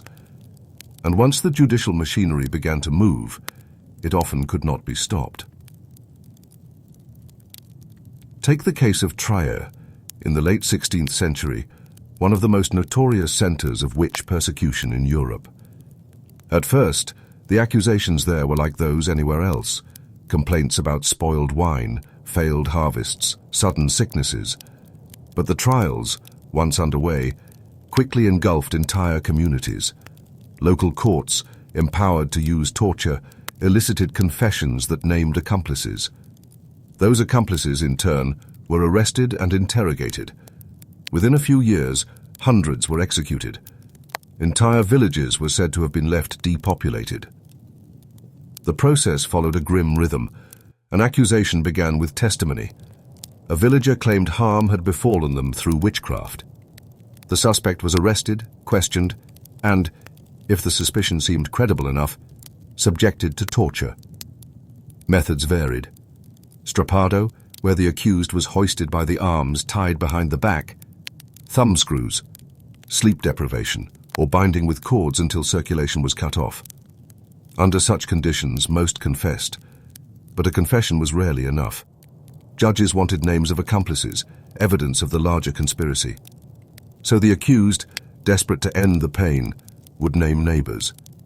The circle widened, and soon dozens might be swept into the same process. This escalation was not random. It was guided by a legal and theological framework laid down in treatises like the Malleus Maleficarum, the Hammer of Witches, published in 1487. Though not universally accepted, it circulated widely in German-speaking lands, providing judges with ready-made questions and answers. The Malleus insisted that witches formed sects, entered pacts with the devil, and gathered at Sabbaths. Judges came to trials already convinced of these ideas. The accused did not need to invent stories. Interrogators supplied them. Did you fly to the Sabbath? Did you eat unbaptized children? Did you renounce Christ? The script was known, and torture provided the lines. Ordinary villagers found themselves trapped within this system. Imagine a woman in a small Rhineland village. She lives alone, her husband long dead, her children grown. She keeps a few goats, spins flax, and sells cheese at market. When a neighbor's cow dies, suspicion falls on her. She is arrested, taken to a fortress prison. There she is interrogated for hours. At first, she denies everything. But as the screws tighten on her thumbs, as sleep is withheld for nights, her resolve collapses. She confesses to spoiling butter, to muttering charms. Still, the judges press. Who else was with you? Who led you to the Sabbath? Exhausted, she names another widow in the village. That woman is arrested the next week. In this way, trials spread. They were not random purges, but linked chains, each confession fueling the next arrest. Villages could be torn apart, with neighbors naming neighbors, family members naming family. Records survive of children testifying against parents, of husbands implicating wives. Confessions under torture had the appearance of truth, reinforced by repetition. When multiple accused named the same person, judges took it as confirmation, even though all were speaking under duress, following questions framed by interrogators. The material realities of trials also mattered. Executions required resources: wood for pyres, payments for executioners, prison upkeep. In some territories, the financial burden strained communities. Executioners, who were often itinerant specialists, kept records of their work, detailing how many victims they dispatched in a given year. Their role was both ordinary and grimly professional, part of the machinery of justice. Not all hunts reached the scale of Trier or Würzburg, but many followed the same pattern on a smaller level. In small Franconian villages, accusations might consume a dozen people. In Alsace, trials erupted during times of famine. Along the Upper Rhine, towns like Speyer and Mainz saw bursts of executions. The geography of the Holy Roman Empire meant that trials erupted in clusters, tied to local conditions, but influenced by shared legal ideas. What made the German hunts stand out was not just their scale, but their persistence. In Würzburg, during the 1620s, one of the largest panics unfolded, consuming hundreds of victims, including nobles, priests, and children. Records note entire family lines extinguished. The bishop who oversaw the trials justified them as purges of heresy, aligning them with broader efforts at religious conformity during the Counter-Reformation. Witchcraft, in this sense, became entangled with the great confessional struggles of the era. Religion indeed played a crucial role. Both Catholic and Protestant territories conducted trials, but their justifications differed in emphasis. Catholic regions often framed witchcraft as heresy, a betrayal of the Church and its sacraments.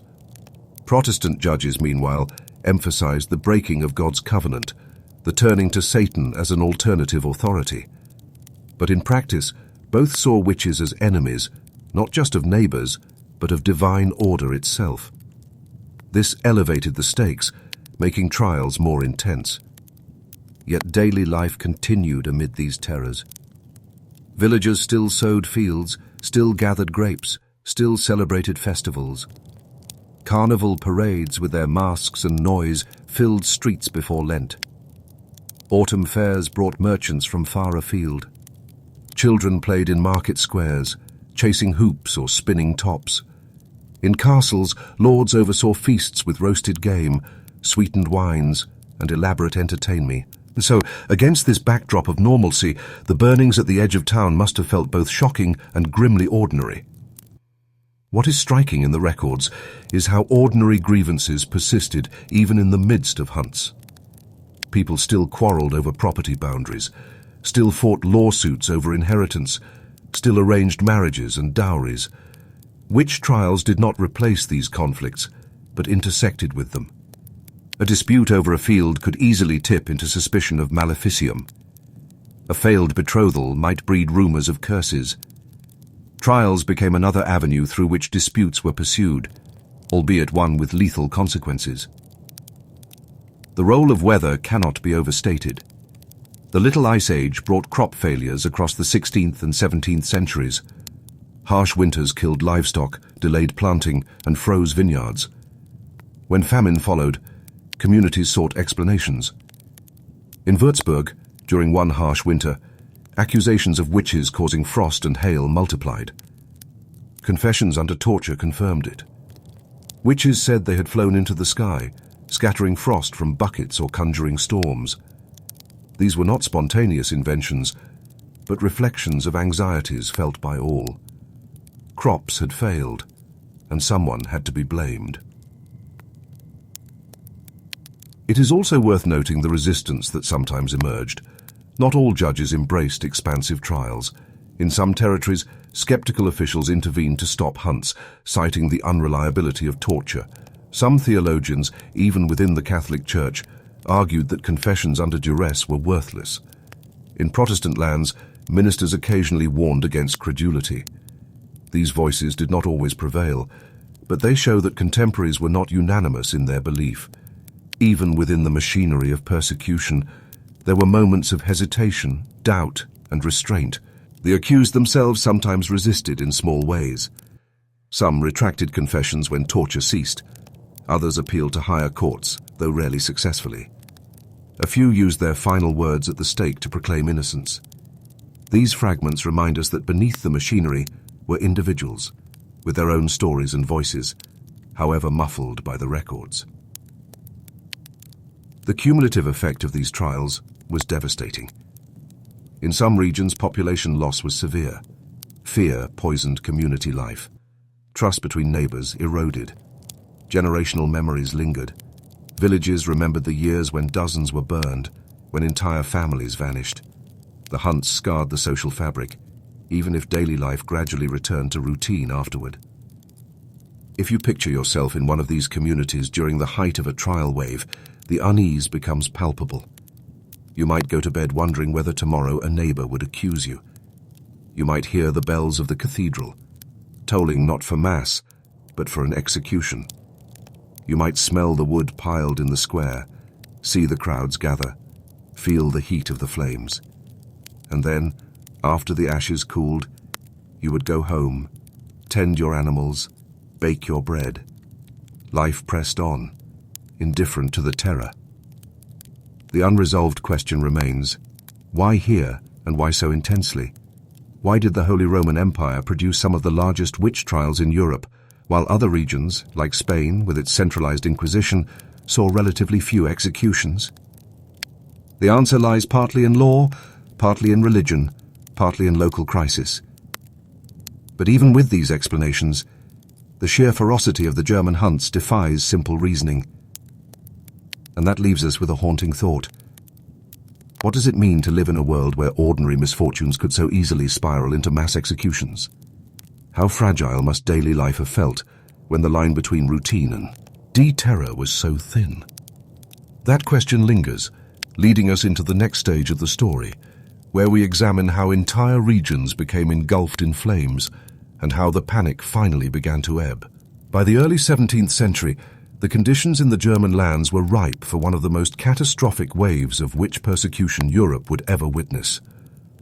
Harsh winters and late frosts devastated harvests. Religious divisions deepened in the wake of the Reformation, and the 30 Years' War loomed on the horizon. In this tense atmosphere, the hunts in Würzburg and Bamberg became infamous for their intensity, scope, and sheer cruelty. The city of Würzburg, an episcopal seat in Franconia, provides one of the clearest windows into how such a panic could escalate. Between 1626 and 1631, under the direction of Prince Bishop Philipp Adolf von Ehrenberg, hundreds were executed for witchcraft. The trials consumed entire social classes, peasants, burghers, clergy, and even noble families. Children were not spared. Records describe boys as young as 9 and 10 burned at the stake, accused of attending witches' sabbaths or of casting spells on vineyards. The Würzburg trials began, as so often, with bad harvests and extreme weather. A series of frosts and hailstorms destroyed vines and grain, leading to food shortages and rising prices. In the collective imagination, witches were blamed for manipulating the weather. As accusations grew, the prince-bishop sanctioned aggressive prosecutions. Special commissions were established to handle the volume of cases. Prisoners were interrogated, tortured, and executed in rapid succession. Execution became a grim spectacle in Würzburg. Pyres were constructed outside the city walls, and carts carried the condemned to their fate. Eyewitness accounts describe rows of stakes prepared for multiple victims, the flames rising together. Villagers came from the countryside to watch, not unlike attending a market day. For some, it was entertainment. For others, a reminder of the dangers of suspicion. The executions were both punishment and performance, reinforcing the message that witchcraft was treason against God. What makes Würzburg particularly striking is the range of victims. Among the executed was the Chancellor of the Prince-Bishop's Court, a learned man who had served loyally in government. His fall shocked contemporaries. Children, too, were swept up in the frenzy. In one record, a boy confessed to riding on a pitchfork to a witch's sabbath, naming classmates and neighbors as companions. Judges, rather than dismissing such tales, treated them as serious evidence. The line between childish imagination and criminal confession blurred under the weight of panic. Meanwhile, in nearby Bamberg, a similar story unfolded. Prince-Bishop Johann Georg II Fuchs von Dornheim presided over a series of trials that claimed over 600 victims between 1626 and 1631. Bamberg's persecutions became notorious across Europe, not least because of the records that survive: detailed trial protocols, financial accounts of executions, even an illustrated pamphlet showing accused witches. In Bamberg, a special building was constructed for interrogations, the Drudenhaus, literally witch house. Its cells were equipped for torture, and prisoners were held in isolation, deprived of sleep, questioned relentlessly. Confessions flowed from these conditions, each one naming accomplices, extending the network of accusations. The Drudenhaus became a symbol of the institutionalization of witch trials, a factory of guilt. The Bamberg hunts also reached into the upper echelons of society. Dorothea Flock, the wife of a city councilman, was arrested in 1629 despite her husband's desperate appeals. He sought intervention from higher authorities, even from the Pope, but she was executed before aid could arrive. Her case became infamous, drawing criticism of Bamberg's harshness. Other victims included members of prominent Fürtuises, amelis, priests, and city officials. The hunts were no longer confined to marginal figures, but consumed the respected and powerful as well. Torture in Bamberg was systematic. Victims were stretched on the rack, crushed with weights, or subjected to sleeplessness until their minds broke. Under such conditions, confessions followed a familiar script: attendance at sabbaths, sexual congress with the devil, weather magic, child killing. Each confession confirmed the demonological theories judges already held. Skeptical voices were few, drowned out by the urgency of eradicating supposed conspiracies. The financial records from Bamberg add a chilling layer of detail. Each execution incurred costs: payments for the executioner, for wood, for guards, for the maintenance of prisoners. Property confiscations offset these expenses. In some cases, wealthier victims may have been targeted deliberately, their assets helping to sustain the process. The machinery of persecution, in this sense, fed itself. For ordinary people, the atmosphere must have been suffocating. Imagine living in a small Franconian village during this period. Rumors circulate that a neighbor has been arrested, accused of consorting with the devil. Soon her relatives are implicated. Then another family is drawn in. The bells toll as yet another execution takes place in the city. You go about your daily chores, feeding animals, hauling water, baking bread. but with the gnawing fear that you or someone you love might be next. Even a careless word could be fatal. Religious rhetoric heightened the fear. Preachers thundered from pulpits about the dangers of witches, portraying them as a satanic army undermining Christendom. In the context of the Counter-Reformation, eradicating witches became part of the battle for souls. Prince Bishop Dornheim of Bamberg earned the nickname the Hexenbrenner, the witch burner, for his zeal. To him, the trials were not mere judicial proceedings, but a holy mission. The international context also played a role. The 30 Years' War, beginning in 1618, devastated the German lands. Armies marched across the countryside, burning villages, plundering towns, spreading famine and disease. In this environment of chaos, witch trials flourished. War and hunger created fertile ground for suspicion. Soldiers, refugees, and the constant presence of violence normalized cruelty. Communities already accustomed to executions and suffering were less shocked by the burning of witches. Yet cracks eventually appeared. In Bamberg, one of the most famous cases of resistance came from Friedrich Spee, a Jesuit priest who served as confessor to the condemned. He heard countless confessions from tortured prisoners and became convinced of their innocence. In 1631, he anonymously published Cautio Criminalis, Precautions for Prosecutors, a searing critique of witch trials. He argued that torture forced innocent people to confess to lies, that the system was self-perpetuating, and that true justice was impossible under such conditions. Spee's work did not immediately end the hunts, but it circulated widely, planting seeds of doubt. At the same time, political pressure mounted. Imperial authorities, alarmed at the scale of executions in Bamberg, intervened. They questioned the legality of the prince-bishop's actions, particularly the confiscation of property. By the mid-1630s, the intensity of the Bamberg and Würzburg hunts subsided. But by then, the damage was done.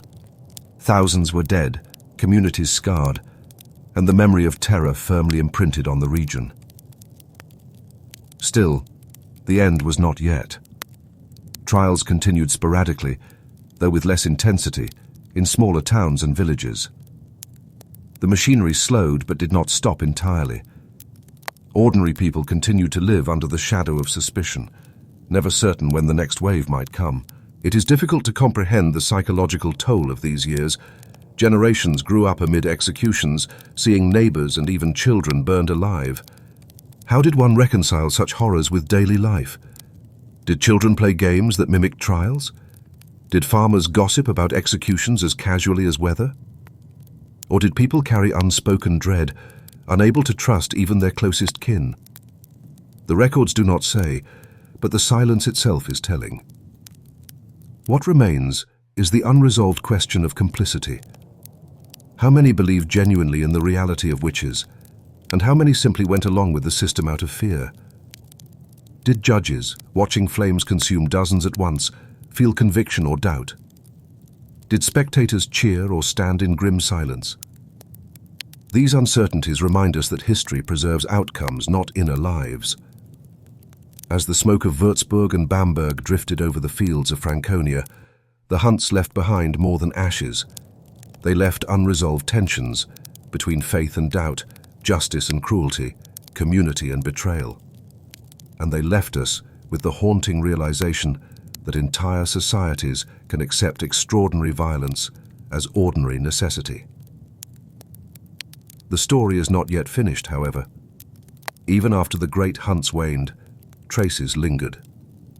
Smaller trials continued into the later 17th century, and the cultural memory of witchcraft endured long after execution ceased. The question, then, is how a society so deeply scarred by fear and violence could gradually move away from such persecutions. That is where our final section will take us, toward the decline of the hunts and the fragile emergence of skepticism. By the middle decades of the 17th century, the frenzy of witch trials in the German lands began to wane. The great hunts of Würzburg and Bamberg had consumed themselves, leaving behind devastation, debt, and doubt. What had once seemed like righteous purges now appeared excessive, even reckless, to many observers. The machinery of persecution, which had spun so furiously in the 1620s and 1630s, slowed to a crawl, though it did not halt entirely. To understand this decline, one must look not only at the voices of skepticism, but also at the practical realities that made mass executions increasingly unsustainable. One factor was sheer exhaustion. The 30 Years' War raged across the German lands from 1618 to 1648, killing millions through combat, famine, and disease. By the war's midpoint, many communities were too shattered to maintain large-scale trials. Armies plundered food stores, burned villages, and disrupted ordinary governance. In some regions, there were simply no resources to carry out expensive prosecutions. Judges and clerics were displaced, records lost, and economies ruined. In this environment, the machinery of witch hunting broke down, not out of enlightenment, but because survival required attention elsewhere. At the same time, the intellectual climate began to shift.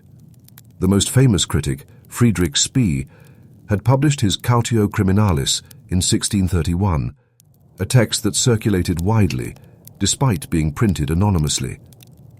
Spee, a Jesuit confessor, argued that torture produced false confessions, that accusations multiplied without end, and that innocent people inevitably suffered. His perspective was grounded not in abstract philosophy, but in lived experience. He had listened to countless condemned prisoners pour out their despair before execution. His words carried weight precisely because they came from within the Catholic establishment, rather than feed its opponents. Other voices joined the chorus of doubt. Jurists and legal scholars began to question whether the use of torture was lawful under imperial law. The Holy Roman Empire had long adhered to the Carolina, a criminal code issued under Emperor Charles V in 1532.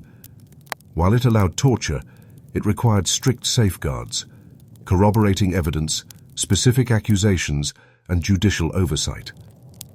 In practice, many witch trials ignored these limits. As imperial authorities reviewed the chaotic hunts in Bamberg and Würzburg, they criticized the abuses, undermining the legitimacy of future large-scale prosecutions. Financial strain also played a role. Executions cost money: wood for pyres, wages for executioners, maintenance of prisons, salaries for clerks. In Bamberg, detailed financial accounts show how much each execution cost and how revenues from confiscated property offset the expense. Yet over time, communities realized that relentless prosecutions drained resources and destabilized economies. When prominent merchants or officials were executed, their wealth disappeared, their families ruined, their businesses collapsed. The community did not always benefit. What had once seemed like a way to fund prosecutions increasingly appeared self-destructive. The war also brought contact with outside ideas.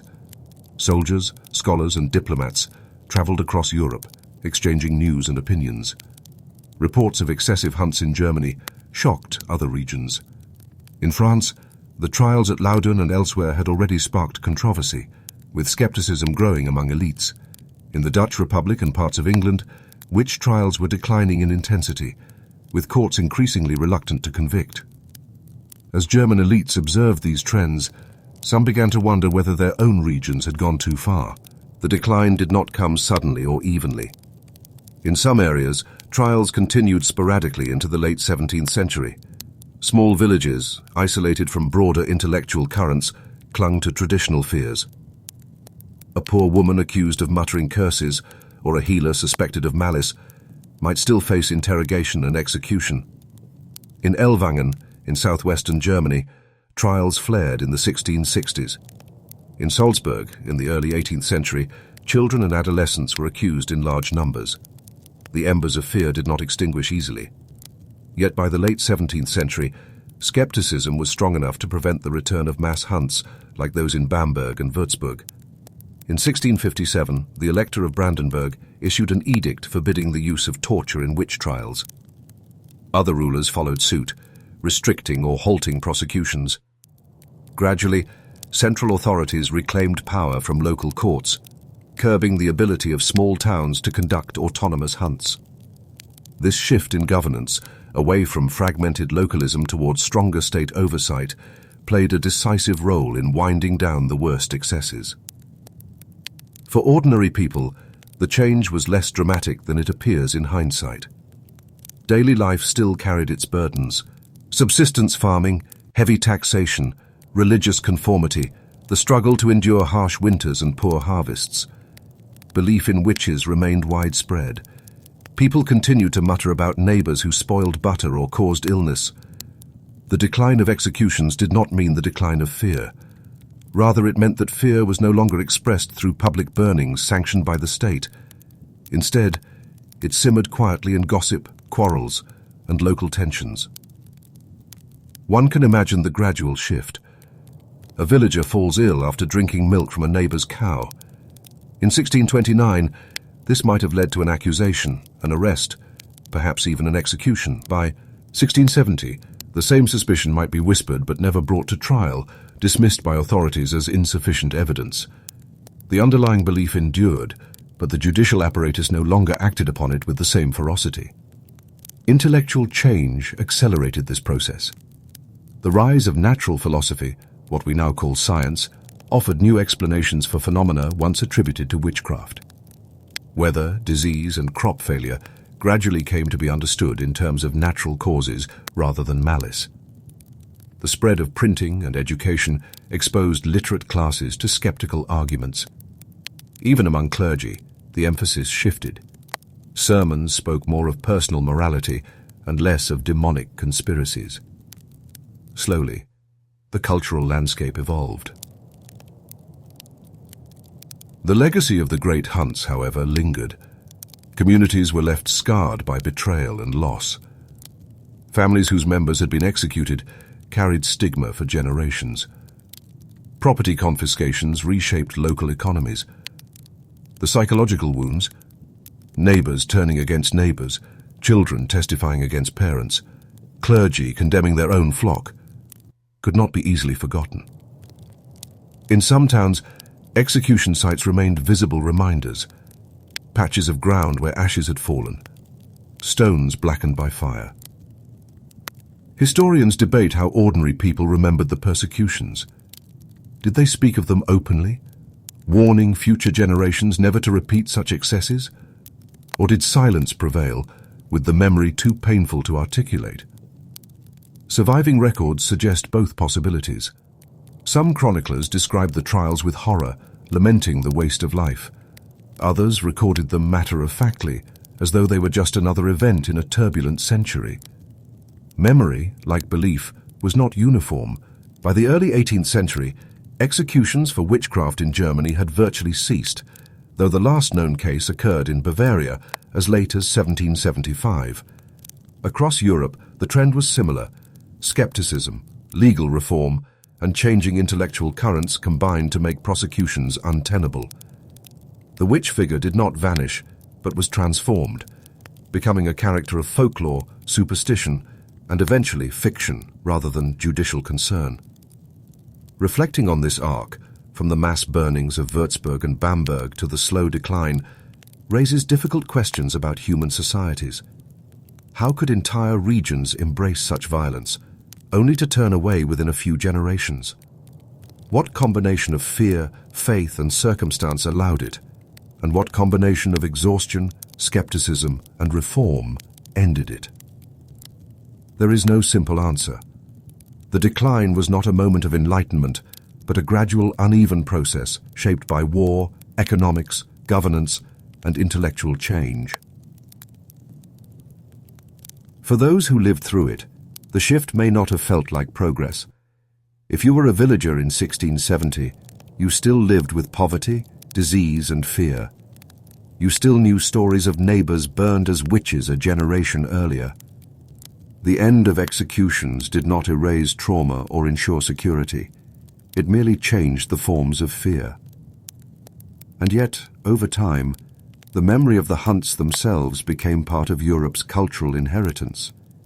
They served as cautionary tales, examples of what happens when fear overpowers reason, when communities turn on themselves, when the machinery of law is corrupted by panic. For us today, they stand as reminders of the fragility of justice and the dangers of collective hysteria.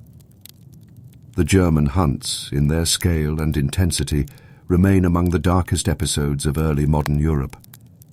Their legacy is not confined to statistics or court records, but is written into the soil of Franconia, into the stones of the Druden house, into the silence of families who lost loved ones to fire. That legacy endures, urging us to remember not only how the hunts began, but also how, painfully and imperfectly, they came to an end. And with that, we close the third story. But the history of witch persecution does not end in Germany.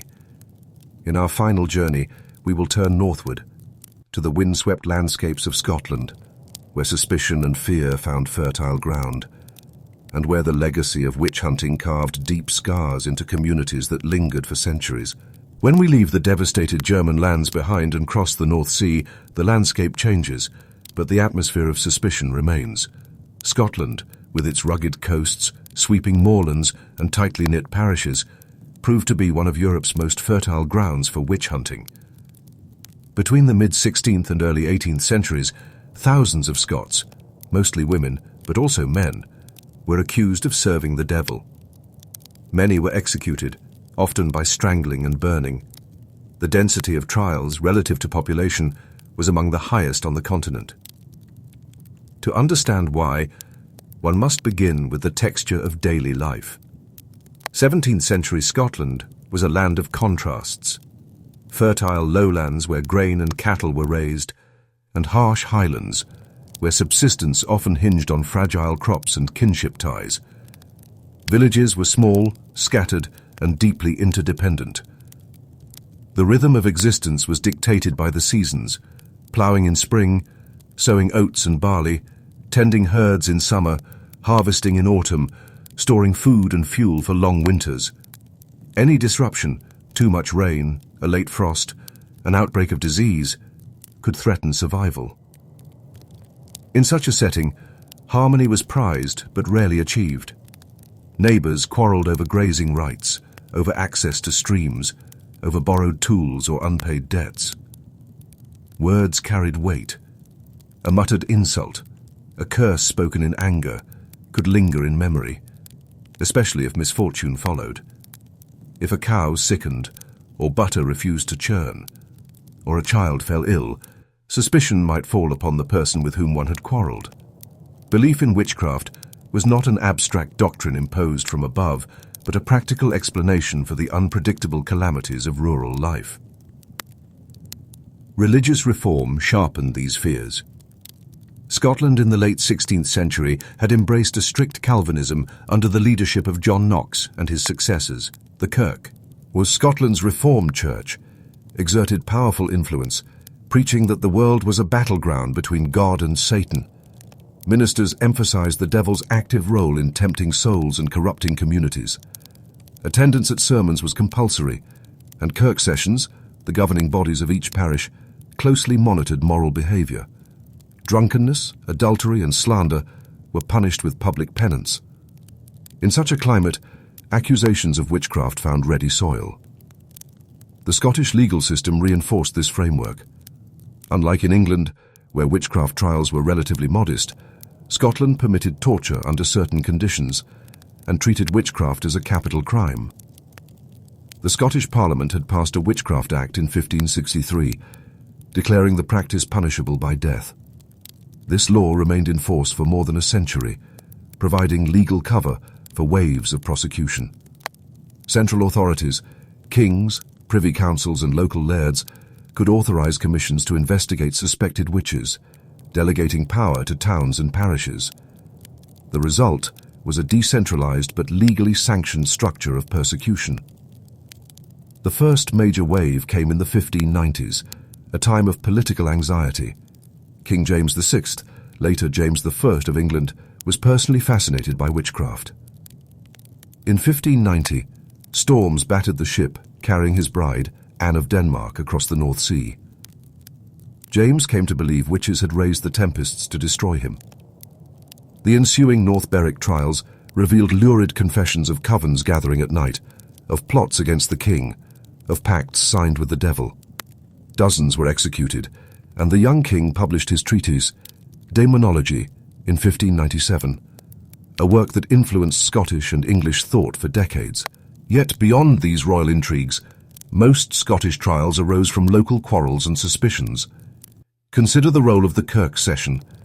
Elders might note in their records a woman accused of cursing her neighbour's cattle or of using charms to heal the sick. Such practices blurred the line between folk medicine and sorcery. Healing with herbs, reciting prayers, or offering protective charms were part of traditional culture, but in the eyes of reformed ministers, they smacked of superstition and diabolical influence. When calamity struck, the accused could find themselves before secular courts, facing torture and death. Seasonal rhythms shaped the context of accusations. The lean months of late winter and early spring, known as the Hungry Gap, were especially perilous. Food stores dwindled, malnutrition set in, tempers frayed. If a village's children died of fever in March, the bereaved might search for someone to blame. A quarrelsome widow, already marginalized, might become the scapegoat. Conversely, in times of relative plenty, suspicions might lie dormant, though never entirely forgotten. Witch hunting was thus cyclical, with peaks during periods of crisis, poor harvests, epidemics, or political instability. It is important to remember that accusations could cut across social lines. While most victims were poor women, sometimes men of status found themselves ensnared. In 1605, the trial of Margaret Aitken, known as the Great Witch of Fife, shows how accusations could snowball. Under torture, she confessed and claimed the ability to identify other witches by a mark in their eyes. Authorities used her testimony to arrest scores across Scotland. For a time, she travelled with commissions, pointing out supposed witches. Eventually, doubts arose and she herself was executed. Her case illustrates how fragile proof could be and how quickly suspicion could spread. The Scottish hunts were also shaped by local governance. Unlike in Germany, where prince-bishops wielded power, in Scotland, authority was shared among lairds, kirk sessions, and royal commissions. This meant that trials varied in intensity from region to region. In some parishes, elders were zealous in rooting out witches. In others, skepticism prevailed. Local culture mattered. A parish where ministers emphasized Satan's power might see frequent accusations, while another, equally devout, might resist hysteria. Economic strain played its role as well. The 17th century was a period of climatic hardship, sometimes called the Little Ice Age. Scotland endured harsh winters, cold summers, and frequent crop failures. Famine struck repeatedly, in the 1590s, again in the 1620s, and later in the 1690s. Each crisis left communities desperate for explanations. Natural causes, frost, rain, poor soil, were obvious enough, but they did not satisfy the need for moral meaning. Witches, imagined as agents of Satan disrupting the harvest, provided a target for rage. For those accused, the process was harrowing. Arrest often came suddenly, following a neighbour's testimony. Prisoners might be kept in filthy conditions, chained or confined in tiny cells. Interrogations employed the witch pricker, who searched the body for insensitive spots believed to be devil's marks. Sleep deprivation, thumbscrews, and other tortures could elicit confessions. Under such duress, the accused might admit to attending Sabbaths, flying through the night, or consorting with familiars. These confessions, though fantastical, were taken as proof. Execution followed swiftly. The typical method was strangulation at the stake, followed by burning of the body.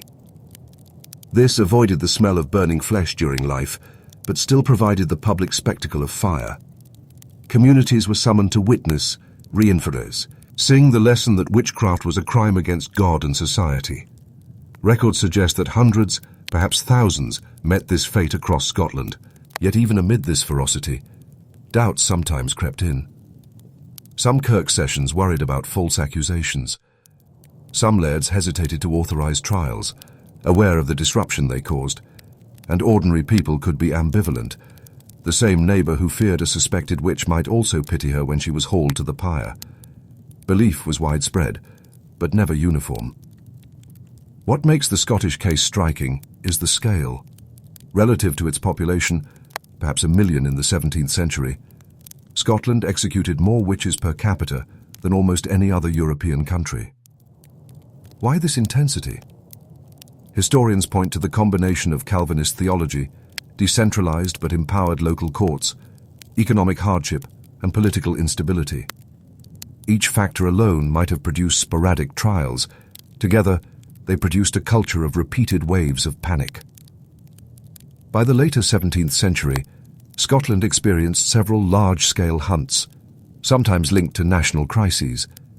In 1649 to 1650, during the turmoil of the civil wars, a particularly intense outbreak occurred. Hundreds were accused, many executed. The Kirk's insistence on rooting out sin in a time of perceived divine judgment fueled the panic. Again, local and national forces intertwined. Parish quarrels escalated into trials under royal commissions. And yet, as with Germany, the story did not end in endless escalation.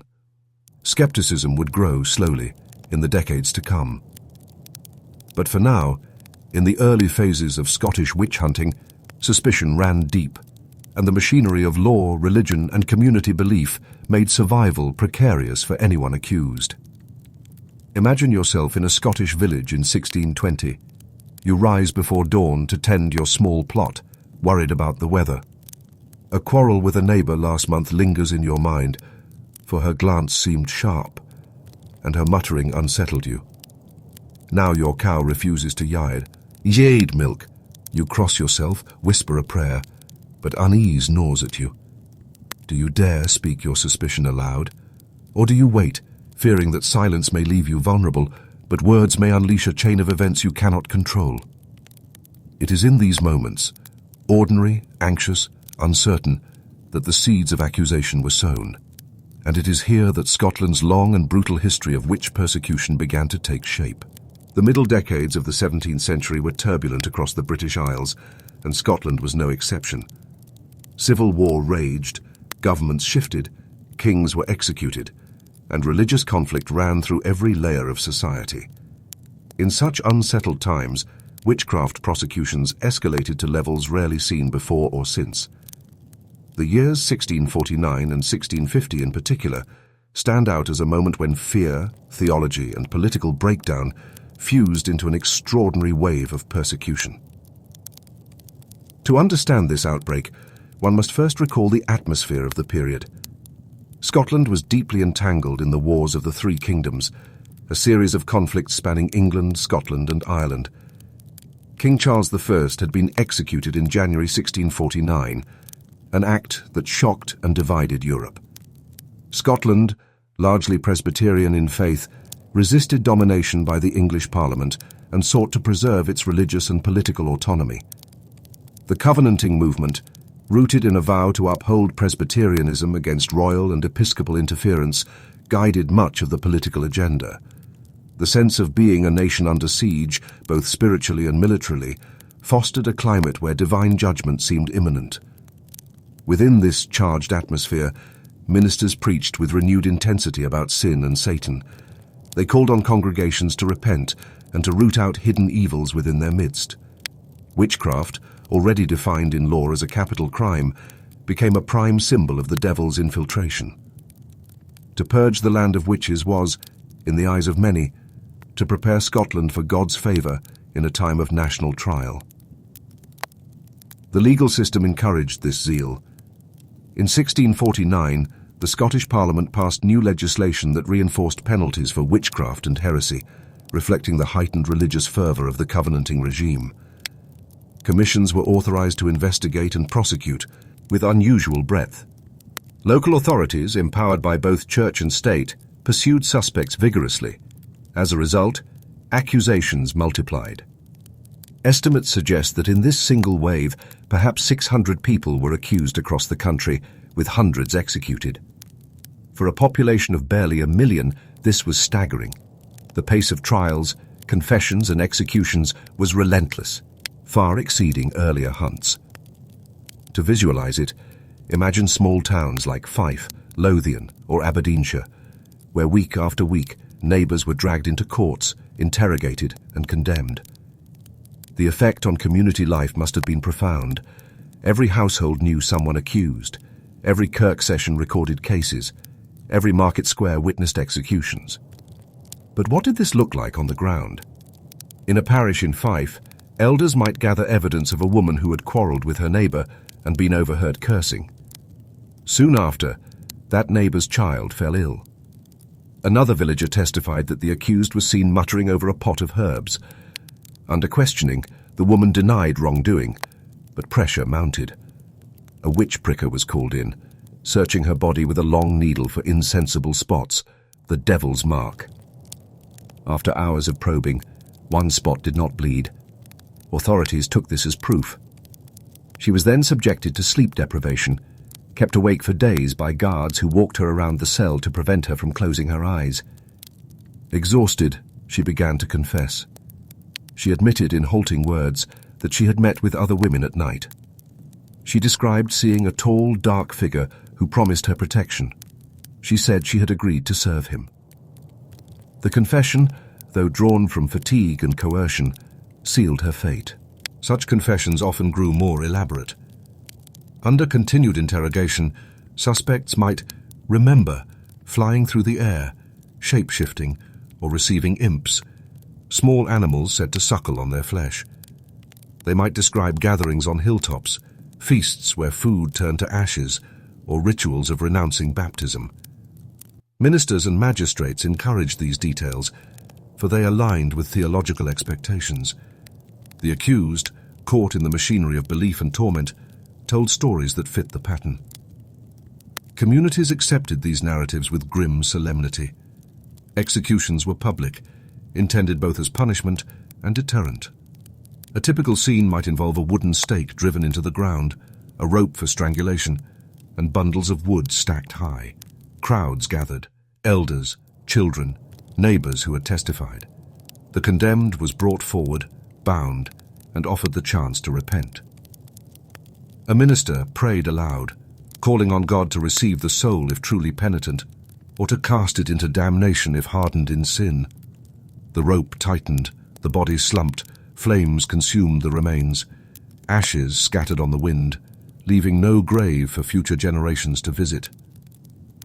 What is striking is not only the cruelty, but also the bureaucratic regularity. Kirk session minutes record these proceedings with detached precision. Names, dates, testimonies, and confessions were written down in neat lines of script. Payments for the rope, the wood, the executioner's fee appear in town accounts. In this way, the extraordinary violence of the hunts was embedded in the ordinary paperwork of parish and burgh. For those living through it, witch hunting was not a distant spectacle, but part of the administrative and spiritual life of the community. Yet within this apparent consensus, cracks sometimes showed. Not every minister approved of the methods used. Some doubted the validity of confession, ends extracted under torture. A few magistrates feared that trials had become too hasty, too expansive. Occasionally, accused individuals were acquitted, though this was rare. But for the most part, the tide of fear carried all before it. Economic hardship fueled the cycle. The 1640s were years of poor harvests, plague outbreaks, and rising prices. Families struggled to feed themselves. When cattle died mysteriously or crops failed, explanations were sought in both natural and supernatural terms.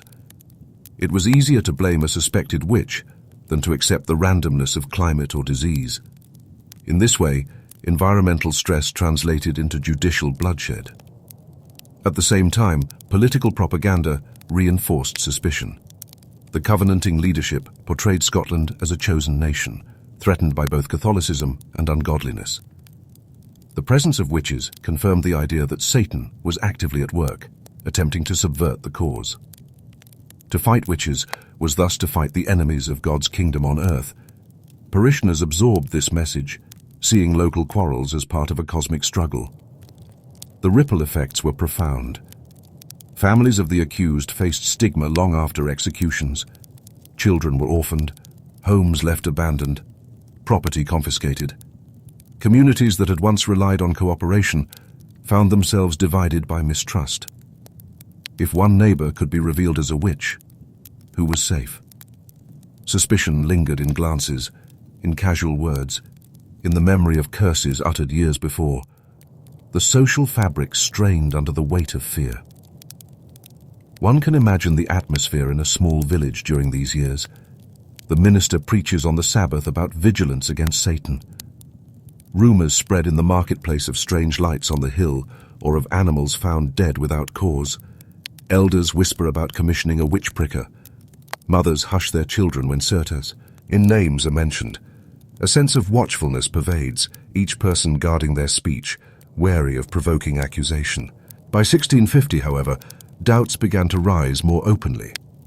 The sheer number of executions alarmed some observers. The confessions, fantastical and contradictory, raised questions about reliability. Some commissioners hesitated to authorize further trials. The fever began to subside, though sporadic cases would continue for decades. Yet the scars remained, etched into community memory. What makes this episode haunting is its ordinariness. The Great Witch Panic of 1649 to 1650 did not require new doctrines or extraordinary events. It grew from the convergence of existing laws, religious intensity, political turmoil, and local anxieties. The machinery was already in place. The crisis merely set it in motion with unprecedented force. And as the fires of execution burned across parishes, one question loomed larger. When the panic subsided, would Scotland learn to doubt the logic that had condemned so many? Or would suspicion simply lie dormant, waiting for the next crisis to ignite it once again? By the later 17th century, Scotland had endured more than half a century of intermittent witchcraft trials. The intensity of the 1649 to 1650 panic had faded, yet prosecutions did not vanish. Instead, they continued in waves, sometimes locally fierce, sometimes restrained, always shaped by the interplay of religion, politics, and everyday life. What changed most was not the law itself. Witchcraft remained a capital crime, but the attitudes that surrounded its enforcement. Skepticism began to grow, even as communities clung to old fears. The restoration of Charles II in 1660 altered the political and religious landscape. Scotland, once governed by the Covenanting regime, now had to adapt to royal authority once more. Episcopacy was reintroduced. Ministers who resisted were ejected, and religious strife simmered anew. Yet witchcraft accusations continued to surface in both Presbyterian and Episcopalian parishes. Belief in the devil's power crossed doctrinal lines. One example comes from the mid-1660s, when a series of cases unfolded in the parish of Inverkeithing. Several women were accused of meeting with the devil, shape-shifting into animals, and harming neighbors through charms. As in earlier decades, investigations relied on confessions extracted under duress. Witnesses described seeing the accused vanish into thin air or consort with cats and hares that later revealed themselves as witches in disguise. Despite the extraordinary nature of the charges, the local court proceeded as though handling routine matters of theft or assault. For villagers, such stories remained plausible, grounded in shared folklore about the dangers of sorcery. But skepticism did appear, sometimes from unexpected quarters. Lawyers, trained in civil and canon law, increasingly questioned whether spectral evidence or confessions under torture should be admissible. Physicians, though still influenced by humoral theory, offered natural explanations for fits, illnesses, or visions that once might have been blamed on witchcraft. Even ministers occasionally voiced concern that the devil was deceiving not only the accused, but also the accusers, planting false signs to mislead the godly. The tension between belief and doubt can be seen in the case of Margaret Murray of Haddington in 1661. Accused of causing illness through charms, she was examined repeatedly. Witnesses claimed she had muttered curses, after which livestock sickened. Yet others defended her character, noting her long years of service in the parish. Under questioning, she denied dealings with the devil. The court, uncertain, hesitated to condemn. Eventually, she was released, an outcome less common in earlier decades. Her acquittal suggested a subtle shift. Not every accusation would automatically result in execution. Still, executions remained frequent. In the early 1670s, several trials in Renfrewshire and Aberdeenshire led to burnings. Records describe the familiar rituals: public confession, strangulation, fire, ashes scattered. Children were left without parents, communities bore the marks of division, and Kirk session minutes recorded the expenses with unemotional precision. To those present, these events were serious acts of justice, purging evil from the land.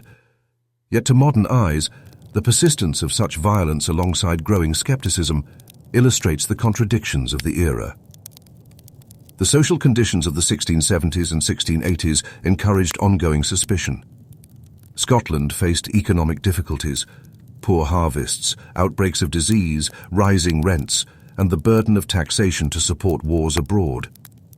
In times of stress, neighbours turned against one another.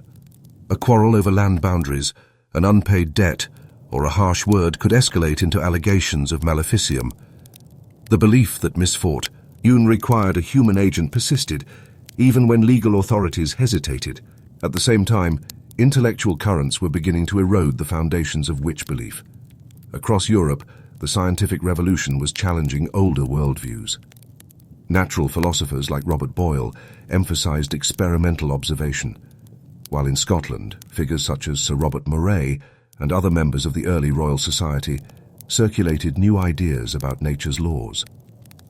Though these discussions rarely touched directly on village witchcraft, they contributed to an atmosphere in which appeals to invisible spirits seemed less convincing. Religious controversy also played a role. The persecution of Covenanters during the killing times of the 1680s shifted public focus from witches to political and religious dissenters. Many communities were more concerned with hiding outlawed ministers or evading government troops than with prosecuting suspected witches. Yet in quieter rural parishes, suspicions lingered. One striking feature of this later period was the increasing role of children as witnesses. In several cases, young boys or girls claimed to see witches' gatherings, describing in detail the people present, the food eaten, the devil's appearance. Adults often took these testimonies seriously, believing children less capable of fabrication. Yet modern historians see these episodes as evidence of suggestibility, pressure, or even deliberate coaching. The reliance on child testimony illustrates both the persistence of belief and the fragility of evidence in these prosecutions. The most famous outbreak of this later period came in 1661 to 1662, when hundreds were accused across the lowlands, particularly in Mid Lothian and East Lothian. This wave rivaled the Panic of 1649 to 1650, though it was shorter in duration.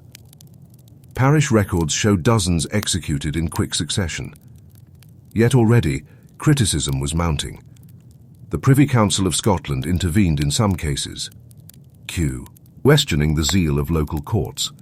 By the late 1660s, the Crown was more cautious about authorizing commissions for trials. Still, the machinery of suspicion proved difficult to dismantle. In small towns, the memory of earlier hunts remained vivid. Families of past victims carried reputational scars, while ministers reminded congregations that Satan never rested. Each new misfortune could revive the old patterns. The paradox of the late 17th century is thus one of coexistence.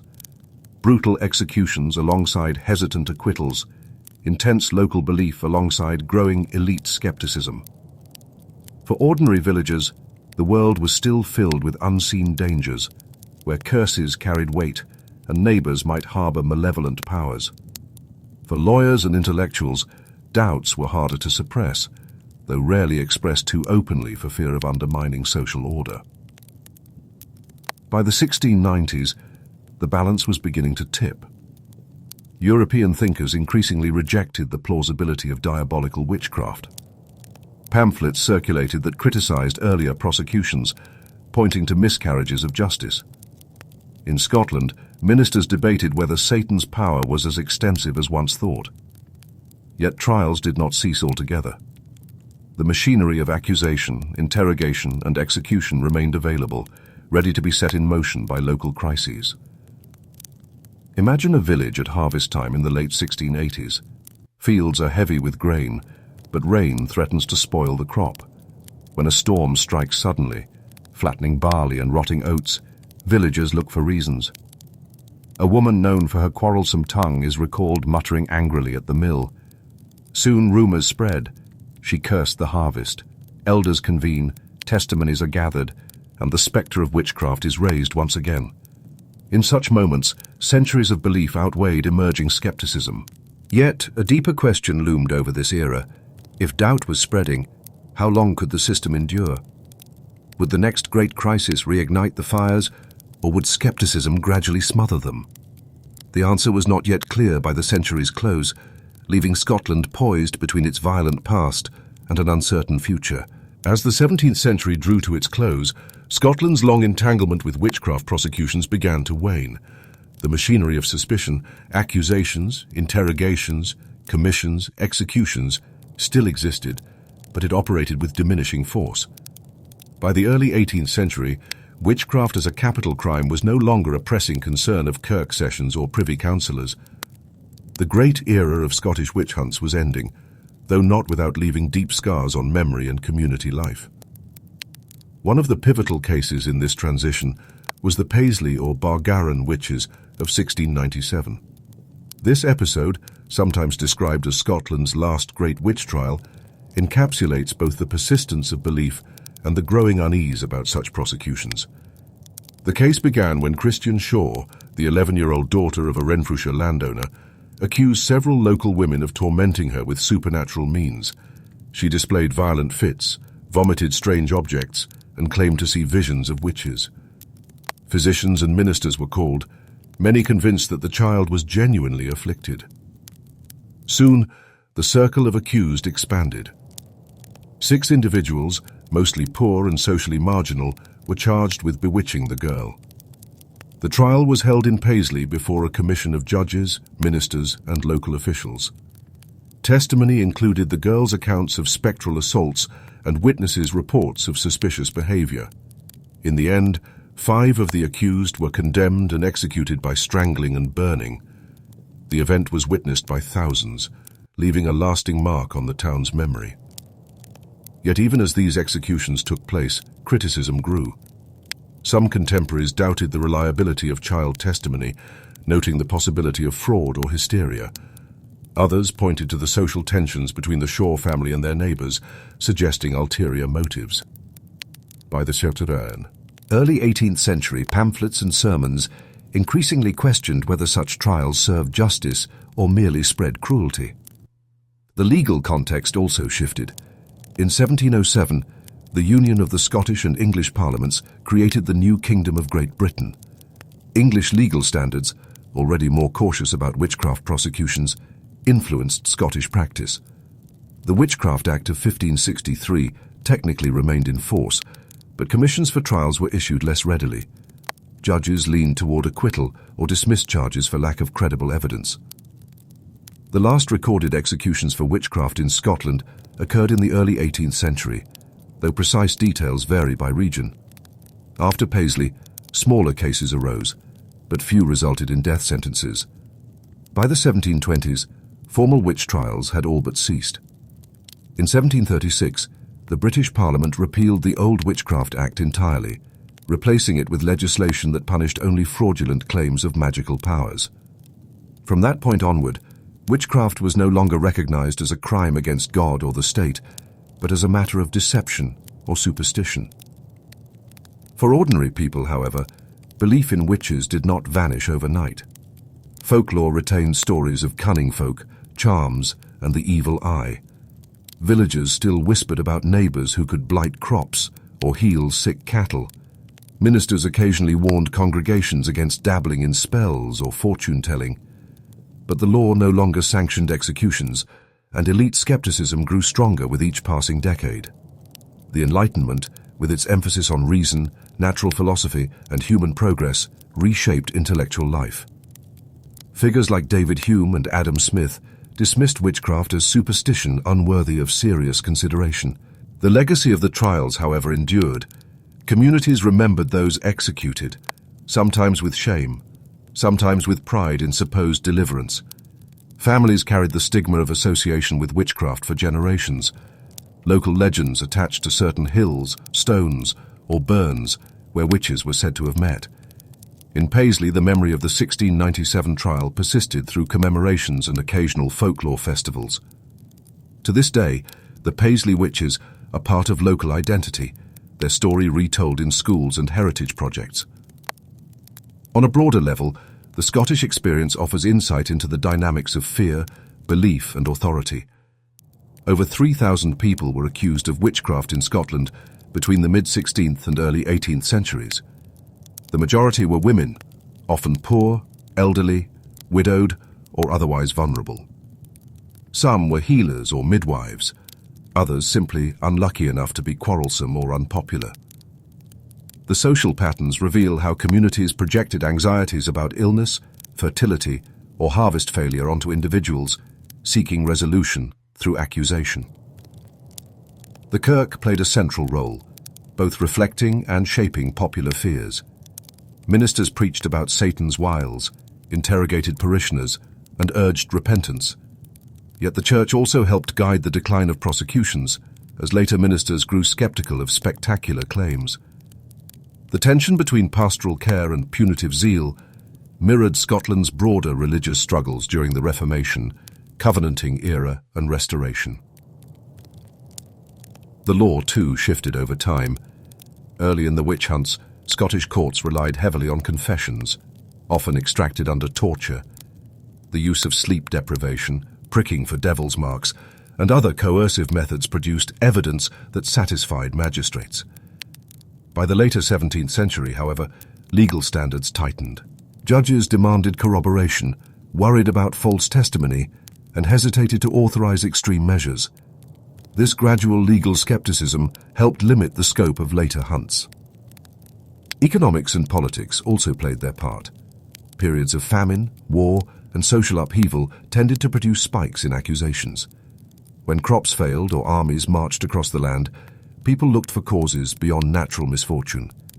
In calmer times, witchcraft prosecutions declined. The cycle suggests how deeply material conditions influenced belief in the supernatural. What lessons can be drawn from this long and troubling history? On one level, the Scottish witch hunts demonstrate the dangers of collective fear, especially when reinforced by religious conviction and legal authority. On another, they reveal the resilience of human communities, constantly seeking explanations for suffering, even at terrible cost to their own members. The end of the trials did not erase those patterns. Rather, they found new outlets in other forms of suspicion and social control. The memory of Scotland's witches has shifted over time. In the 18th and 19th centuries, Enlightenment writers dismissed the hunts as relics of ignorance. In the 20th century, historians began to recover the voices of the accused, exploring the gendered and social dimensions of the persecutions. Today, memorials and research projects seek to honor the victims, acknowledging their humanity and the injustice they endured.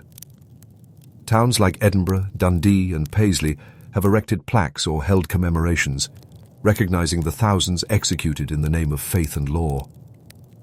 Walking through a Scottish village today, one might pass the kirk where accusations were first heard, the tollbooth where prisoners were kept, or the hill where fires once burned. The landscape retains its quiet, but beneath the surface lie centuries of fear, judgment, and loss. To remember those stories is to confront not only the past, but also the enduring human impulse to seek scapegoats in times of uncertainty. And so, the tale of Scotland's witches closes not with a single dramatic ending, but with a slow fading. Trials dwindled, laws changed, beliefs shifted, and eventually the fires were extinguished.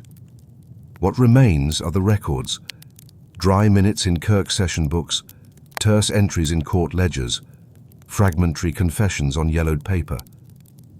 From these, Historians piece together lives interrupted and voices silenced. The legacy is one of caution, a reminder of how easily fear can become law, and law can become violence. Yet even in the quiet of the 21st century, as you listen to these stories in the calm of your own room, a question lingers. How different are we truly from those villagers who looked to unseen forces to explain their troubles? Have we outgrown the need to assign blame, or have we simply found new kinds of witches to accuse?